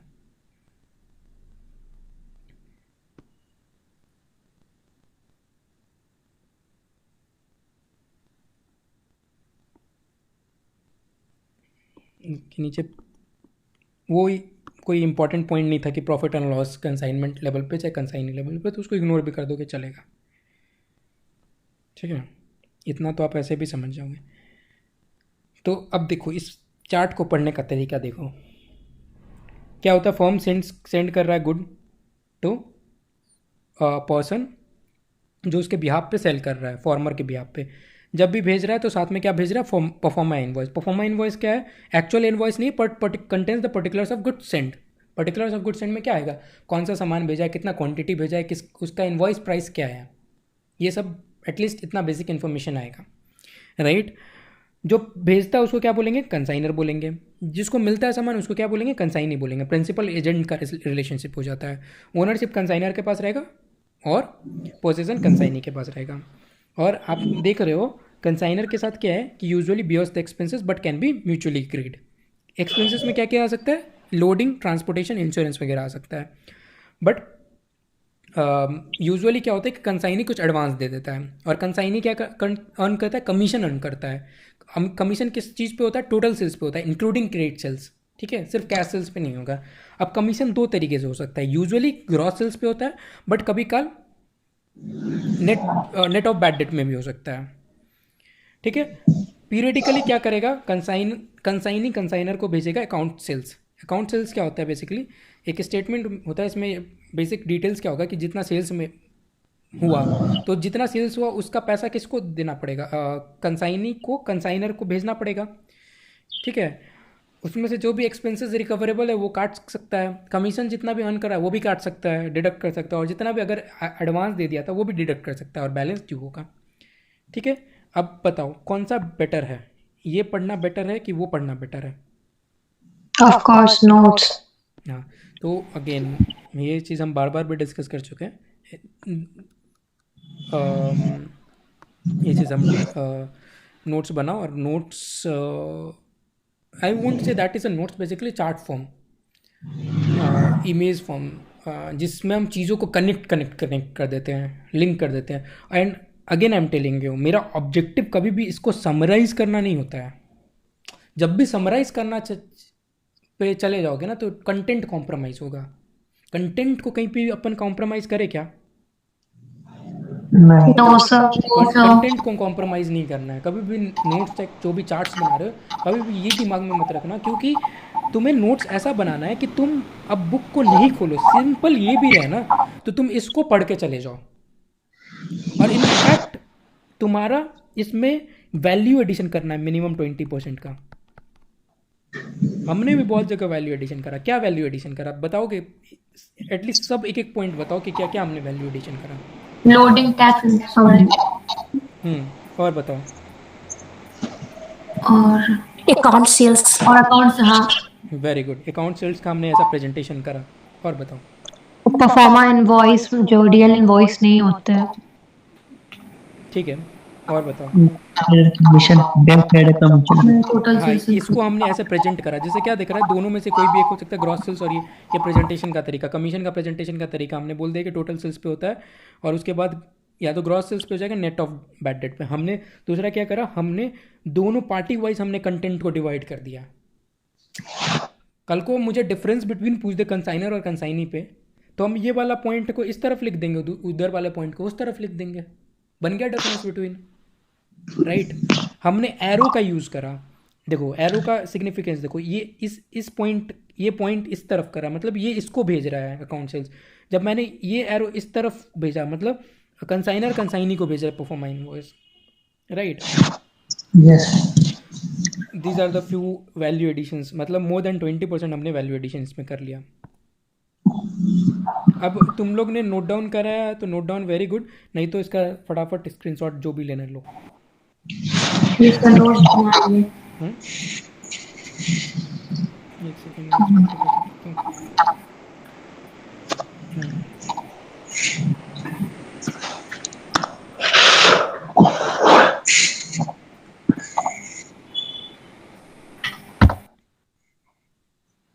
मैं तो देखो तुम लोग को ये भी सजेस्ट करूँगा, तुम लोग 12th का 11th-12th का नोट्स भी ऐसा बनाया करो।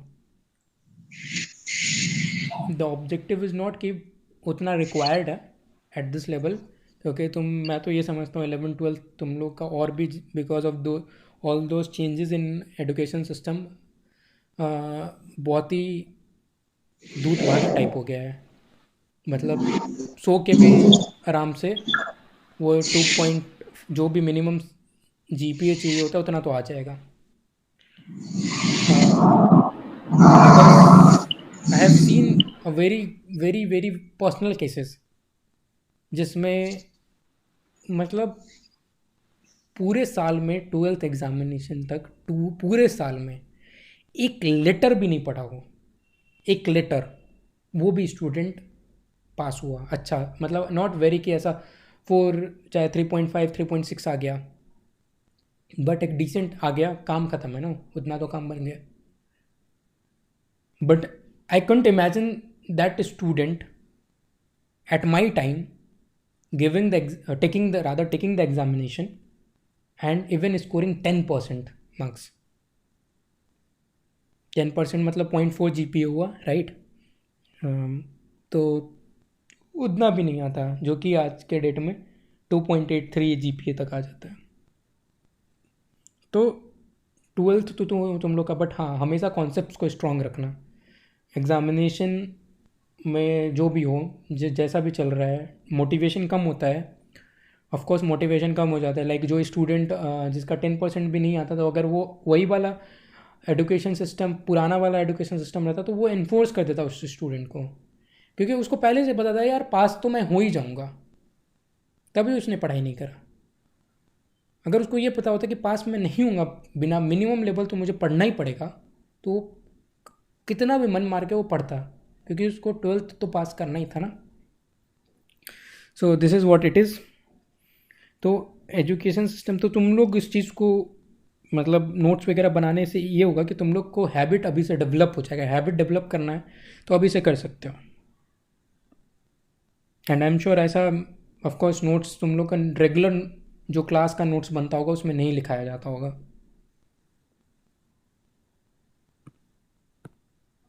बिल्कुल नहीं। तो ये तुम लोग खुद से कर सकते हो। नहीं तो अगर खुद से नहीं करे तो एक जो नॉर्मल स्टूडेंट है जो ये टाइम एक्स्ट्रा इन्वेस्ट नहीं कर रहा है, और एक जो तुम लोग हो जो इन्वेस्ट कर रहे हो, हम लोग को उससे बेटर बनना है ना, of course. Consignment and sale difference very easy. Ownership rest with the consignor, है ना। नो मैटर कि गुड्स ट्रांसफ़र हो गया कंसाइनी को, बट ओनरशिप किसको चला जाता है? बायर को चला जाता है सेल में। ठीक है। दूसरा क्या होगा? Consignee can return the unsold goods to consignor, but usually इसमें क्या होता है, ओनली सेलर जब अग्री करेगा तभी, अगर सेलर मान गया सेल्स रिटर्न के लिए, तभी सेल आप सामान को वापस कर सकते हो। समझ में आ रहा है कि नहीं आ रहा है? Yes sir. यस। ठीक है। अगर कोई लॉस होता है तो कौन बियर करेगा? कंसाइनर बियर करेगा। कंसाइनर। अगर कोई लॉस इन गुड्स होता है तो कौन बियर करेगा? कंसाइनी। Buyer। बायर बियर करेगा। इधर buyer, seller and buyer word use होगा, यहाँ पे consignor and consignee word use होगा। यहाँ पे प्रिंसिपल एंड एजेंट होता है, यहाँ पे क्रेडिटर एंड डेटर। इसको और क्या बोल सकते पता है? अगर इसी जो ये लैंग्वेज यूज़ करा उसी लैंग्वेज में अगर बोलना पड़े तो क्या बोलोगे? मतलब जैसा यहाँ पे principal and agent word use हुआ, अगर ऐसा ही वर्ड यहाँ पे भी यूज़ करना पड़े सेल्स के भी केस में, तो क्या वर्ड यूज़ करोगे? ट्रेड पेबल एंड ट्रेड ना ना ना ना, ये डेटर। तो ये यूज़ किया हुआ है ना, क्रेडिटर एंड डेटर। मैं ये बोल रहा हूँ यस। कि ऐसा ही वर्ड यूज़ करना है। तो ये तो काम चलाओ वर्ड यूज़ कर दिया। Sunrise debtor 100। ना ना ना ना, ये काम चलाओ वर्ड है। ये होता है जब डिफरेंस बिटवीन, देखो डिफरेंस बिटवीन का हमेशा ये ऑब्जेक्टिव होना चाहिए कि अगर आप ये पॉइंट लिखे हो ना, तो इसके सामने जो लिखोगे ना, इस पॉइंट को कॉन्ट्राडिक्ट करना चाहिए।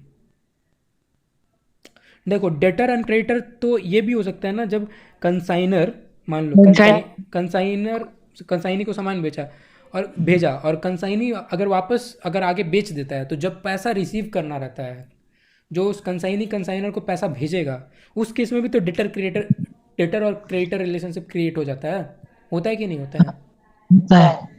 तो ये रिलेवेंट पॉइंट नहीं हुआ, ये तो काम चलाओ पॉइंट यहाँ पे लिख दिया है। यहाँ पे बोला जाएगा principal and principal relationship create होता है, प्रिंसिपल टू प्रिंसिपल। ये भी बॉस है, दूसरा वाला भी बॉस है, नज़रों से नज़रें मिला के चलेगा। समझ रहे हो? एजेंट काइंड ऑफ क्या हो गया? इसका स्टाफ हो गया एक तरीके से, इनडायरेक्टली इसके बिहाफ पे काम कर रहा है। बायर उसके बिहाफ पे काम नहीं करते रहता है। बायर का खुद का अपना एग्जिस्टेंस होता है, खुद का सेल्फ रिस्पेक्ट होता है। ऐसा नहीं मैं बोल रहा हूँ कि एजेंट का सेल्फ रिस्पेक्ट नहीं होता है। जैसे I am trying to set a context है, ताकि तुम लोग समझ पाओ। एक काइंड ऑफ इसका सब ऑर्डिनेट हो जाता है। एजेंट इज ए सब ऑर्डिनेट टू प्रिंसिपल, बट यहाँ पे दोनों एक लेवल पे काम वर्क करते हैं। तो यहाँ पे क्या होगा? Principal and principal relationship. Agreed? तो Yes, इसका sir। रिलेवेंट पॉइंट अगर लिखना चाहिए था प्रिंसिपल एंड प्रिंसिपल, बट इन्होंने उल्टा लिख दिया। Expenses done by the consignee to receive the goods and keep it safely are borne by what? Consignor unless agreed. ठीक है। और यूजुअली यहाँ पे एक्सपेंसेस बायर इनकर करता है। After once the goods are transferred, buyer good incur करेगा, right? ठीक है। इसका भी थोड़ा सा फटाफट नोट्स बना लेते हैं। प्रोबेबल क्वेश्चन हो सकता है, थियोरेटिकल।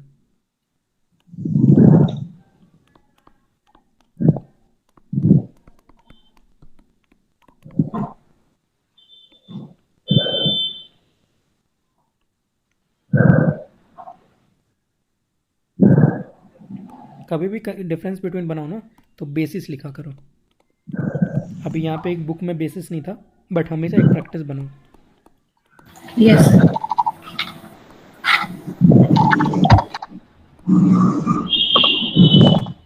ठीक है। पहला बेसिस क्या है? अब इस बेसिस का लिखने का तुम लोग को समझ में आ जाएगा, इससे नोट्स बनाने में भी कैसे हेल्प मिल रहा है। होने के लिए एग्ज़ाम में भी लिखना है, बट ये नोट्स में भी। ओनरशिप कंसाइनमेंट में किसके पास रहेगा? कंसाइनर के पास।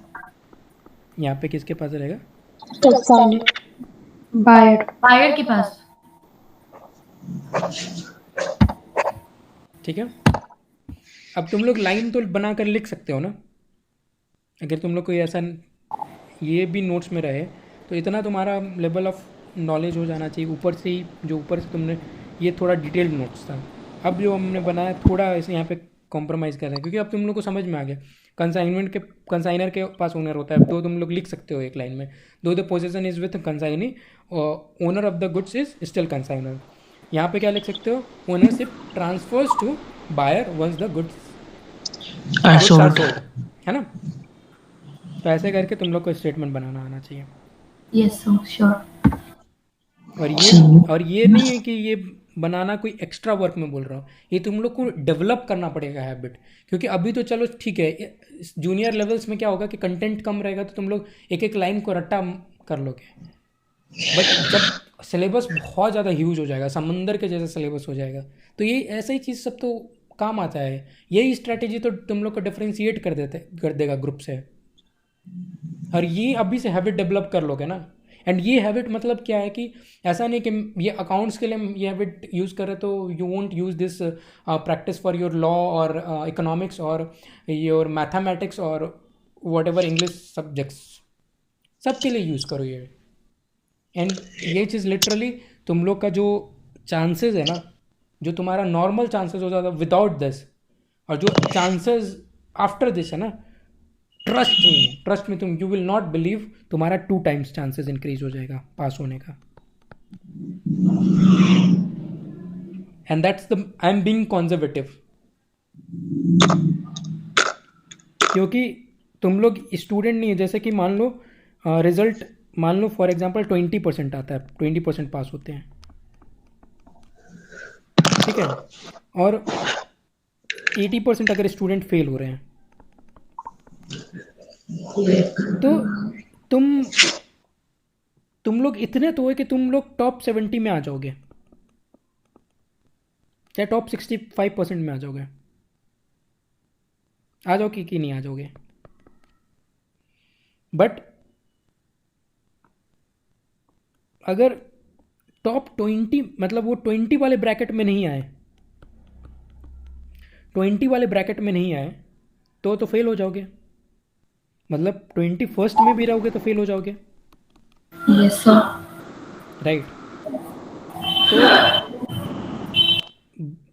बाकी जो स्टूडेंट है जो सबसे लास्ट हो रहा है और जो 21st में है, मतलब जो 99 वाले परसेंटेज पे है, मतलब इन टर्म्स ऑफ मार्क्स उसका from below they are in 99, और एक जो 21st पे है, दोनों ही फेल हो रहे हैं।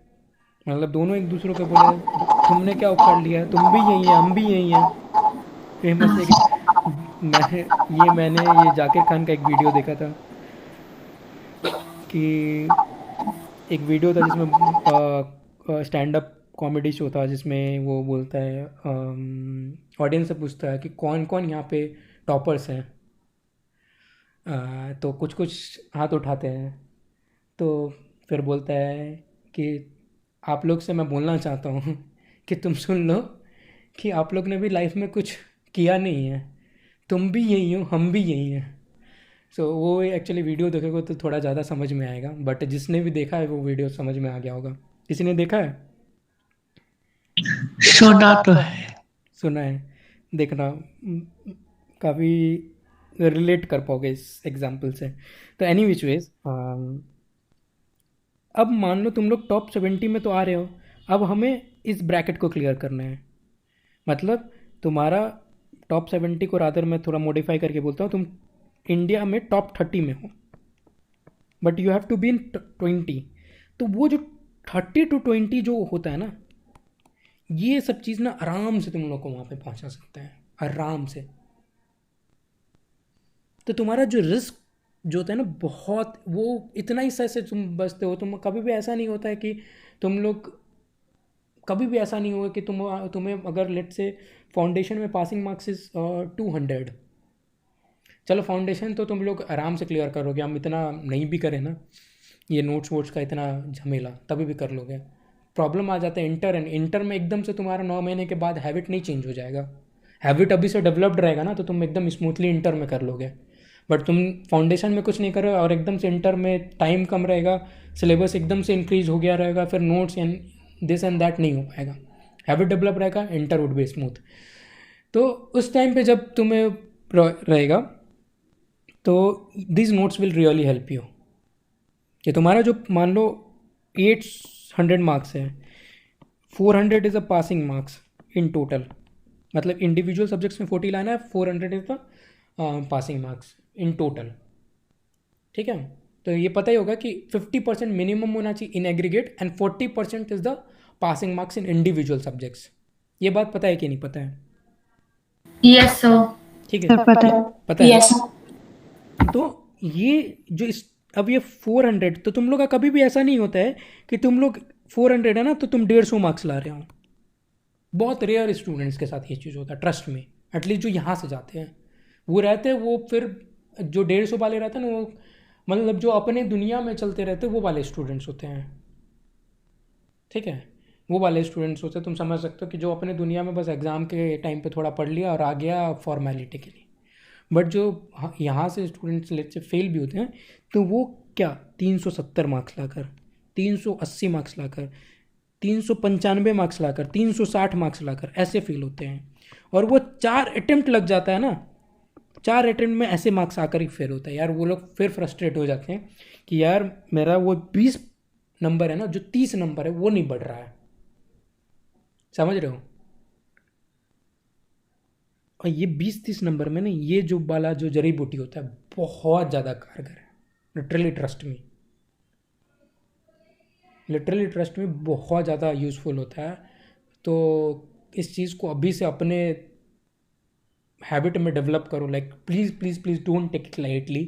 देखो अगेन ज्ञान की बात है, बट ट्रस्ट में तुम लोग यहाँ पे टाइम इन्वेस्ट कर रहे हो, एफर्ट इन्वेस्ट कर रहे हो, मैं भी अपना एफर्ट लगा रहा हूँ। Of course there is a fee associated with this, but अगर एसेंस में देखें, तुम भी टाइम इन्वेस्ट कर रहे हो, हम भी टाइम इन्वेस्ट कर रहे हैं, एफर्ट इन्वेस्टमेंट हो रहा है, and nothing is more important than time.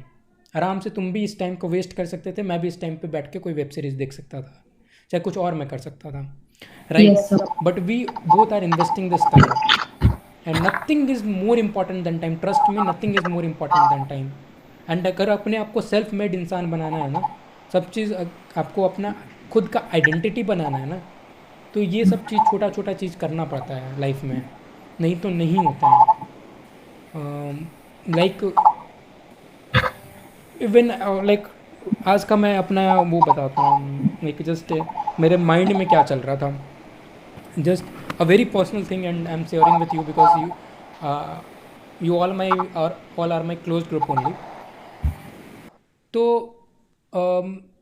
of course I'm chartered accountant today and I am earning enough to maintain all my living expenses. आराम से मैं फैमिली को भी मेंटेन कर सकता हूँ।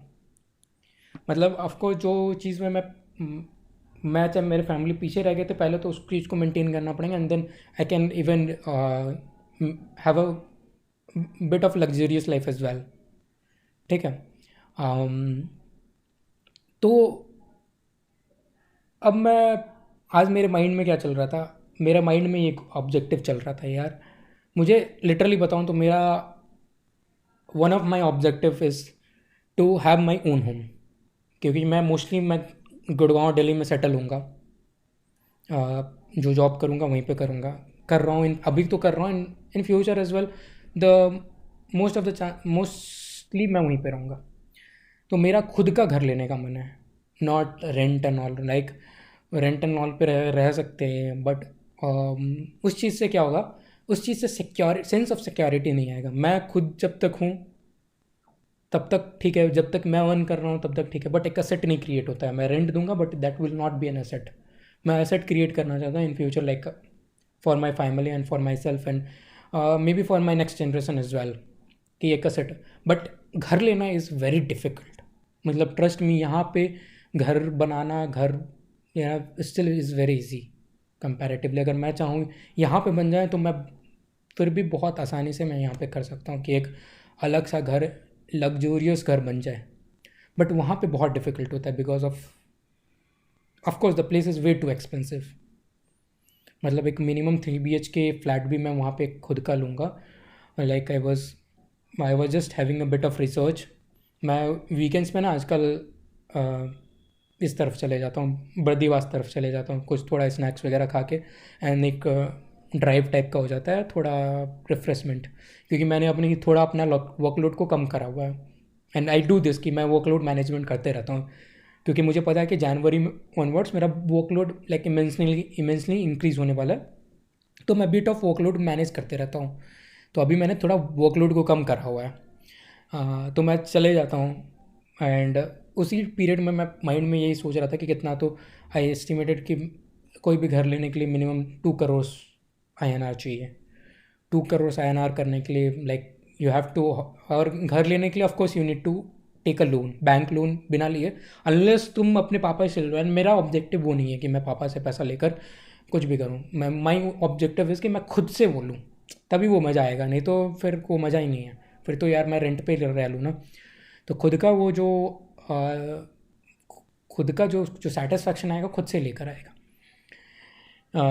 तो I was estimating and then I estimated कि EMIs and all.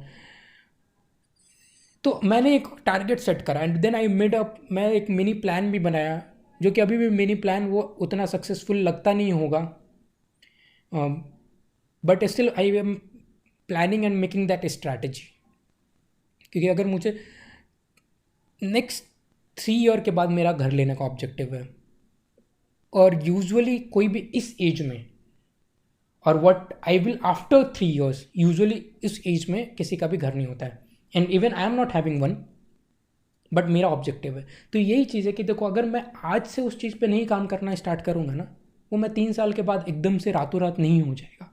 The whole idea is, the lesson here is for myself as well and for you all is कि तुम लोग का ऑब्जेक्टिव बड़ा है, और ऑब्जेक्टिव पे खड़े रहना पड़ेगा। अगर मैं ये बात सोचा कि मुझे घर लेना है, और मैं कल को 2-4 दिन तक जोश जोश में रहूँगा, मैं 4-5 दिन के बाद भूल जाऊँगा, तो क्या मैं वो 3 साल के बाद वो मैं ऑब्जेक्टिव, 3 साल मान लो 4 साल भी हो जाए, तो क्या वो ऑब्जेक्टिव फुलफिल होगा?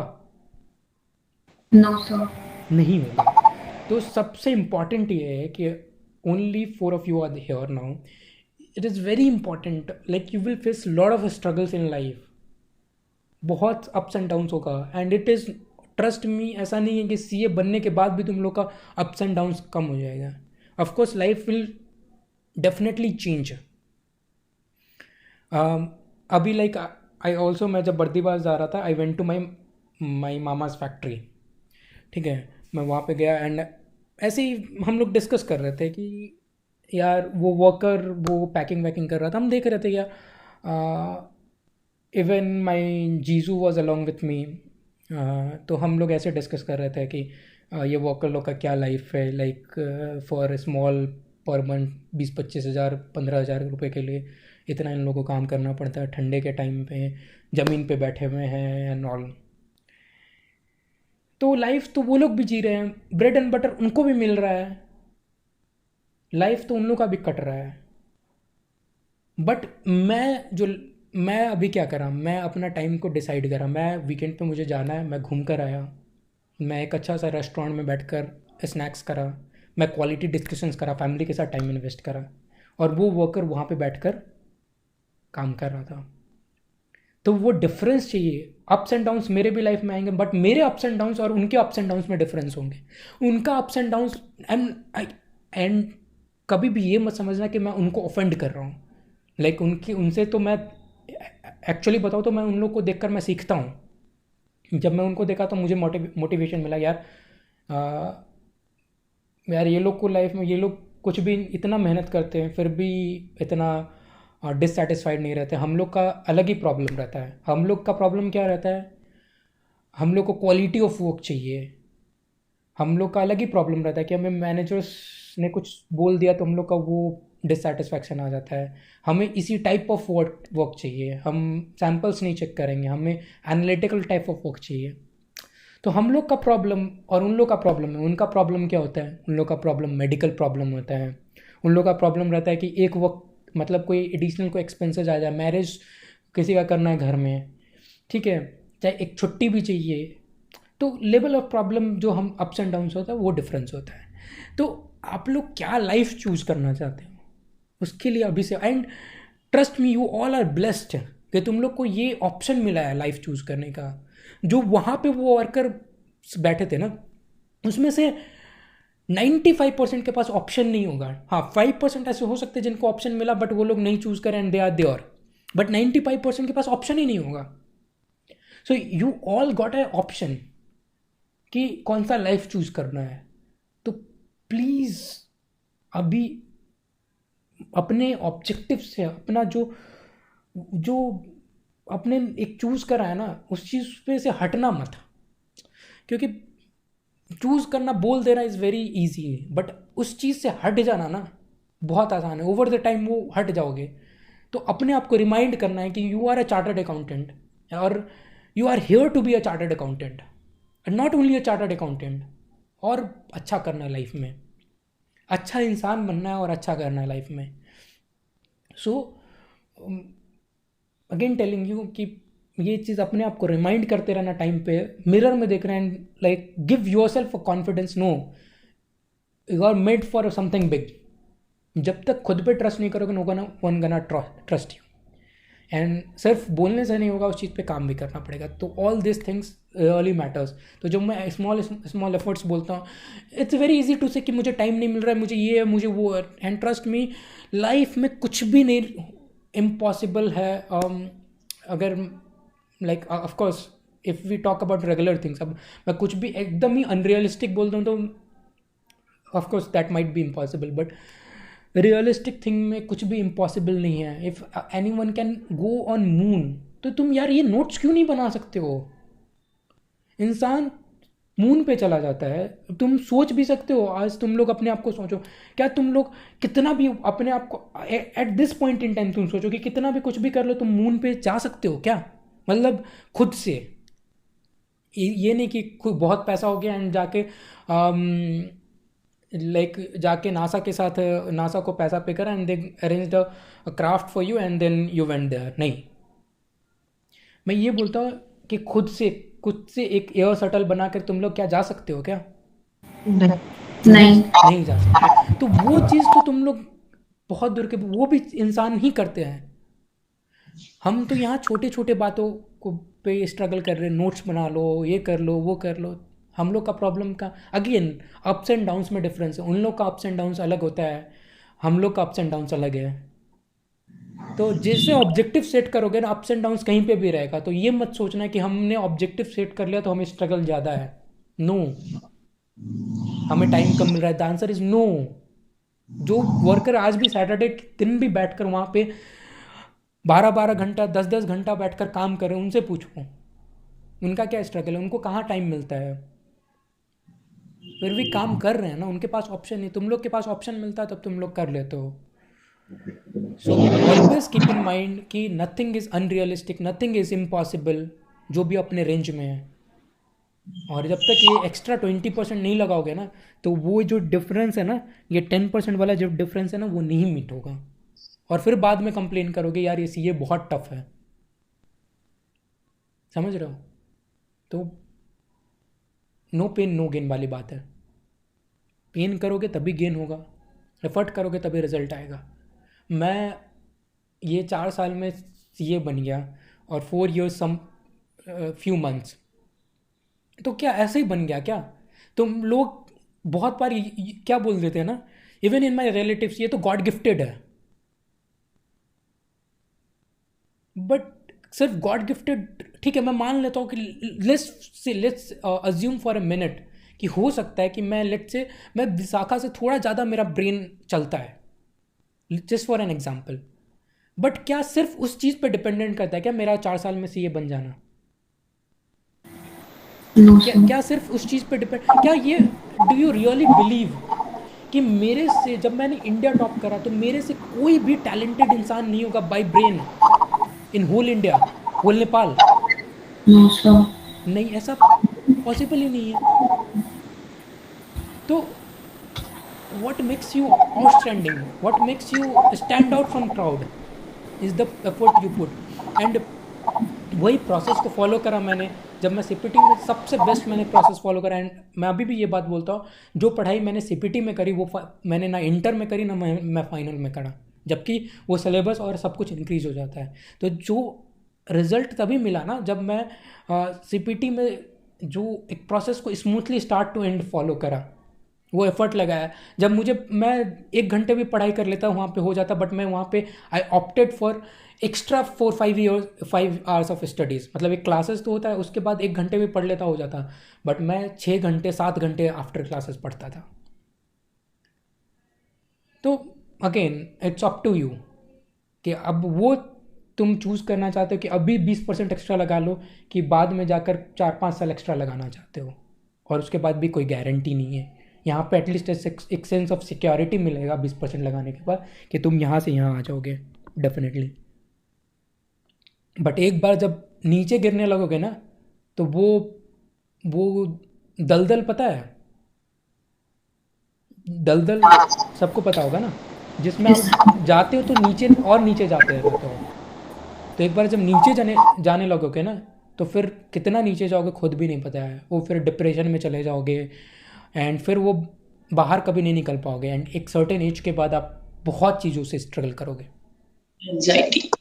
हाँ। अब ये चीज़ अभी तुम लोग को लिटरली ट्रस्ट में, यहाँ पे 4 में से शायद ही एक ने भी ये चीज़ को एक्चुअली में एक्सपीरियंस कर, but it's a biggest problem in like in the entire world right now. अगर ये मेडिकल इशू का बात करें, this anxiety and this mental health is the biggest problem, और जो कि हम लोग एक्सेप्ट नहीं करते हैं। And that's the most difficult to deal with, and it can come through outcome of anything, it can be an outcome of anything, but जो mental health का इशू होता है दैट्स वेरी डिफिकल्ट। तो अब तुम लोग ने चूज़ तो कर लिया, अब इस चीज़ में 20% एक्स्ट्रा लगाना है तो वो लगाओ। Remind your self at every time, trust में रिमाइंड योर सेल्फ। लाइक अब मैं तुम लोग को अगेन यहाँ पे एक एग्जांपल बताता हूँ। Recently some of you might know, Chikku Anku का शादी था। You might be knowing Mayank, तुम था भी वहाँ पे, राइट? था वहाँ पे। सो उसका शादी था। मैं उस टाइम पे, मुझे जस्ट एक सेकेंड, तो वो उसके शादी में मैं ऑलरेडी मैं भैया के शादी में छुट्टी ले लिया था ऑफिस से, ठीक है। और मैं उसके शादी में, मुझे अब फैमिली प्रेशर ऑफ कोर्स कि मुझे लेना पड़ेगा छुट्टी 2 दिन एटलीस्ट, संगीत and in the day of wedding. तो मुझे छुट्टी लेना पड़ेगा। अब प्रॉब्लम ये है कि मैं ही जानता हूँ मेरा ऑफिस का इंपॉर्टेंस। मुझे सिर्फ ये नहीं, मेरे पास सब कुछ है, लीव बैलेंस भी सब कुछ है, मैं ले भी लूँ, ठीक है। थोड़ा मैनेजर थोड़ा डिससेटिस्फाई भी हो जाए, but at the end of the day ठीक है मैं ले लूँ। बट मुझे बनना आउटस्टैंडिंग। मैं चाहता हूँ कि मैं अपना, क्योंकि ऑफिस वगैरह में यूटिलाइजेशन रिपोर्ट निकलता है कि कितना तुम घंटे काम करे हो पूरे साल में। एंड में जाकर वही चीज़ अगर मेरा पूरा दिखा रिपोर्ट, तो मेरा बहुत चीज़ में डिपेंड करेगा। मेरा अवार्ड्स वगैरह में, अब रिसेंटली तुम लोग ने देखा भी होगा मेरा फेसबुक स्टोरी पे, आई गॉट एन अवार्ड है, राइट? किस ने देखा? हाँ जी, देखा ना? हाँ। तो वो चीज़ क्यों मिलता है? बिकॉज वो नॉर्मल काम करता नहीं मिलता, और उसमें बहुत ज़्यादा ऐसा कोई बहुत ज़्यादा मॉनेटरी बड़ा रिवॉर्ड नहीं होता है, बट वो एटलीस्ट एक रिकग्निशन होता है जो पूरे आपके सबको मार्क करके वो ईमेल जाता है। उसमें लिखा जाता है कि ओके आपने ये अच्छा काम करा है, तो उस चीज़ से आपका रिकग्निशन होता है। तो अब उस चीज़ के लिए सिर्फ आप नॉर्मल काम करोगे तो नहीं होगा, उसके लिए ऑफकोर्स आउटस्टैंडिंग काम करना पड़ेगा, राइट? अब मैं जब उसके शादी में गया ना, तो मैं 11-12 बजे दोनों दिन आया, एंड इवन मैं बीच में भी टाइम मिलता था तो मैं ऑफिस का काम कर ले रहा था। एंड जब 12 बजे पूरा, मतलब वे टू टायर्ड, आप वहाँ पे डांस कर रहे हो और थोड़ा बहुत you have to see the management as well. तो 12 बजे 1 बजे मैं आ रहा हूँ and very tired, literally very tired, कि वहाँ पे ऐसा है कि मैं आके बस बेड पे सो जाऊँ तो मुझे 1 second, both the days I work till 4 or 5 AM in the morning. मैं आके 12 बजे मेरे मैनेजर ऑनलाइन देखे तो she was like, she called me and she said कि यार तुम क्या कर रहे हो, तुम्हारे पास लाइफ में और कोई काम नहीं है क्या, तुम्हारे पास सिर्फ ऑफिस और मतलब तुम वेडिंग से अभी आए हो और तुम ऑफिस स्टार्ट कर दिया and you are on leave, क्यों कर रहे हो ऐसा, तुम्हारे पास लाइफ में और कोई काम नहीं है.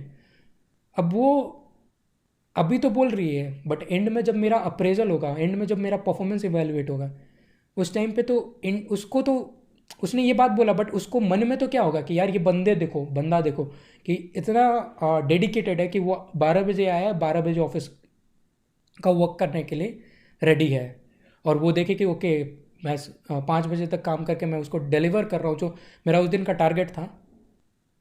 तो that makes outstanding a person outstanding from the group. तो वो चीज़ करना पड़ता है एंड ये चीज़ नहीं कि मैं अपने आप को किल कर रहा हूँ, मैं बिकॉज मैं ऑलरेडी 7 दिन का लीव ले चुका था इसी मंथ अराउंड में, नवंबर में, पहले छठ के टाइम पे and then this all this भैया का शादी के टाइम पे. सो ऐसा आपको एट टाइम्स ऐसे ऐसे स्ट्रगल्स आएंगे जहाँ पे आपको 200% अपने आप को पुट मतलब अपने आप को 200% एफर्ट लगाकर करना पड़ेगा. तो this is what I know, like this is a very ज्ञान वाला lecture but I feel this is very important as well. तो इस डिफरेंस बिटवीन को कंप्लीट करते हैं. अच्छा, कुछ ज्ञान मिला कि नहीं मिला? यस सर काफी ज्यादा. मयंक, स्पीकर बंद तो नहीं कर लिया था ना मयंक? हाँ मिला मयंक तो इवन हम और मयंक मिलकर उस दिन शादी वाले दिन बारात था एंड देयर वाज विवाह पंचमी का दिन था, हम दोनों मिलकर ट्रैफिक क्लियर कर रहे थे. जाम लग गया था एंड हम दोनों वेडिंग वाले दिन पे मिलकर ट्रैफिक क्लियर कर रहे थे.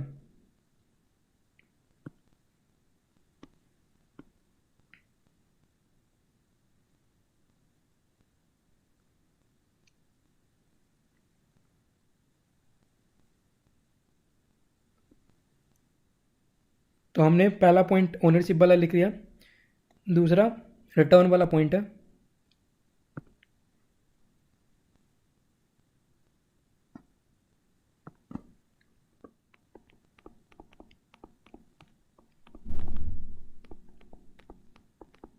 टाइम वेस्ट तो नहीं करा देना तुम लोगों का? बिल्कुल भी नहीं sir. Sir Return of unsold goods can be returned to consignor.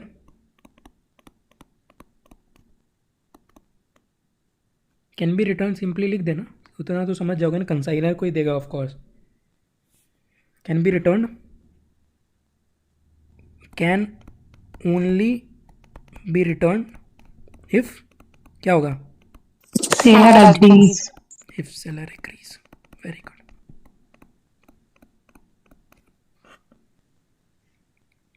और क्या पॉइंट था? वीक्स.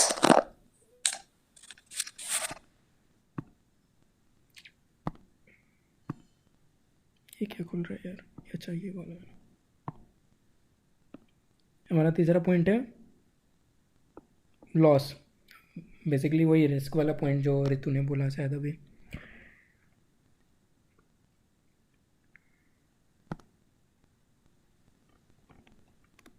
लॉस ऑफ गुड्स, अगर कोई गुड्स में डैमेज होता है, लॉस होता है तो क्या होगा? कौन बॉन्ड करेगा? Consigned bears.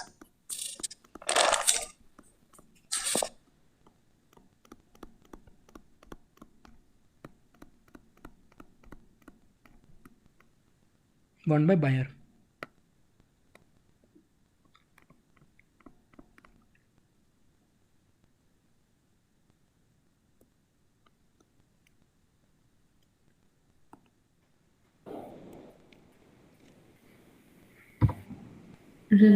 एक्सपेंसेस.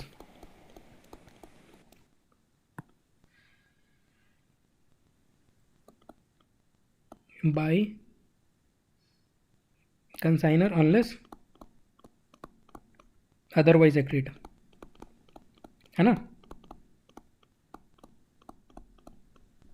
राइट।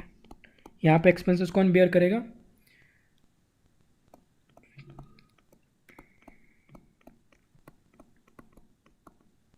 एक बार सामान बिक गया तो सारा एक्सपेंसेस उसको ले जाना, उठाना, पटकना, सब by buyer once goods sold. और क्या पॉइंट है? रिलेशनशिप। Expenses relationship.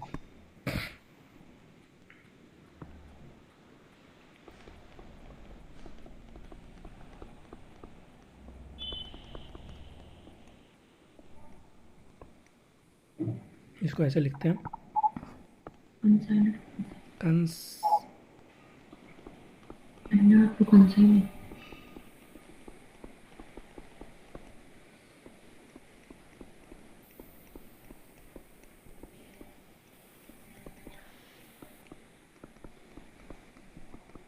प्रिंसिपल।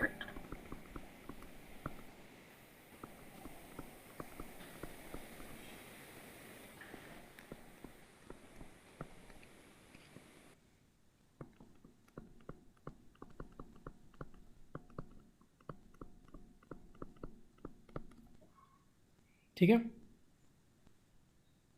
अब ये डिफरेंस बिटवीन आपको याद भी करना रहे तो आपको अब बेसिस रहने से ना सबसे मोस्ट इजी थिंग क्या हो जाता है, तुम बेसिस सिर्फ ये 5 पॉइंट याद रखो। ओनरशिप, तुम दोनों का पॉइंट लिख दोगे। ओनरशिप ओके, इसमें इसके पास रहता है, उसमें इसके पास चला जाता है। रिटर्न ऑफ अनसोल्ड गुड्स क्या होगा, लॉस ऑफ गुड्स में क्या होगा, एक्सपेंसेस में क्या होगा, और रिलेशनशिप। ये 5 सिंपल टर्म्स भी याद कर लोगे ना तो डिफरेंस बिटवीन बना लोगे। ठीक है। और इसको हमने फर्दर ब्रेक डाउन करा कंटेंट में। Again we haven't compromised at all. हमने इनफैक्ट यहाँ पे प्रिंसिपल वाला पॉइंट पे वैल्यू एडिशन ही करा है, बट दिस विल हेल्प। मिलेंगे कल के क्लास में, है ना। एंड इम्पॉर्टेंट ये होगा यहाँ तक का नोट्स बना के रिवीजन करके आना। एंड रिवीजन अगेन स्टूडेंट, इतना बड़ा लेक्चर देने का ऑब्जेक्टिव ये है कि प्लीज़ जो पिछला चीज़ें है वो भी कवर अप कर लो। हम यहाँ पे कोई हम ना अभी सीए फाउंडेशन का प्रिपरेशन कर रहे, दो हम एक बेस लेकर चल रहे हैं, बट एक बेस लेकर चल रहे हैं, एक कंटेंट को, एक सिलेबस का।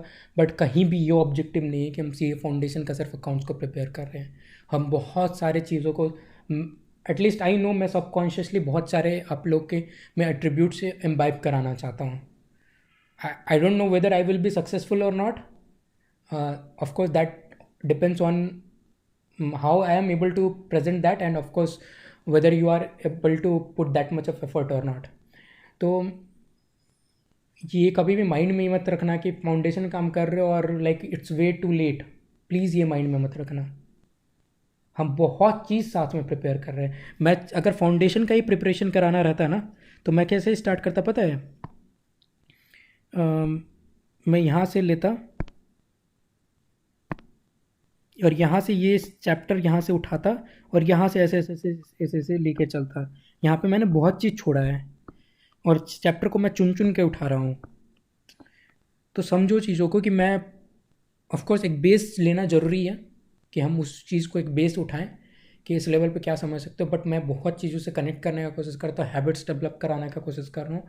तो प्लीज़ इस चीज़ को सीरियसली लेना। कभी माइंड में यह मत आने देना कि हम किसी ऐसा चीज़ को पे करने का कोशिश कर रहे हैं जो कि इस at this point in time irrelevant है। अगर मेरे पे ट्रस्ट करके यहाँ पे बैठे हुए हो तो हैव अ फुल ट्रस्ट ना, नहीं तो क्या होगा, ना इधर के रह जाओगे ना उधर के रह जाओगे।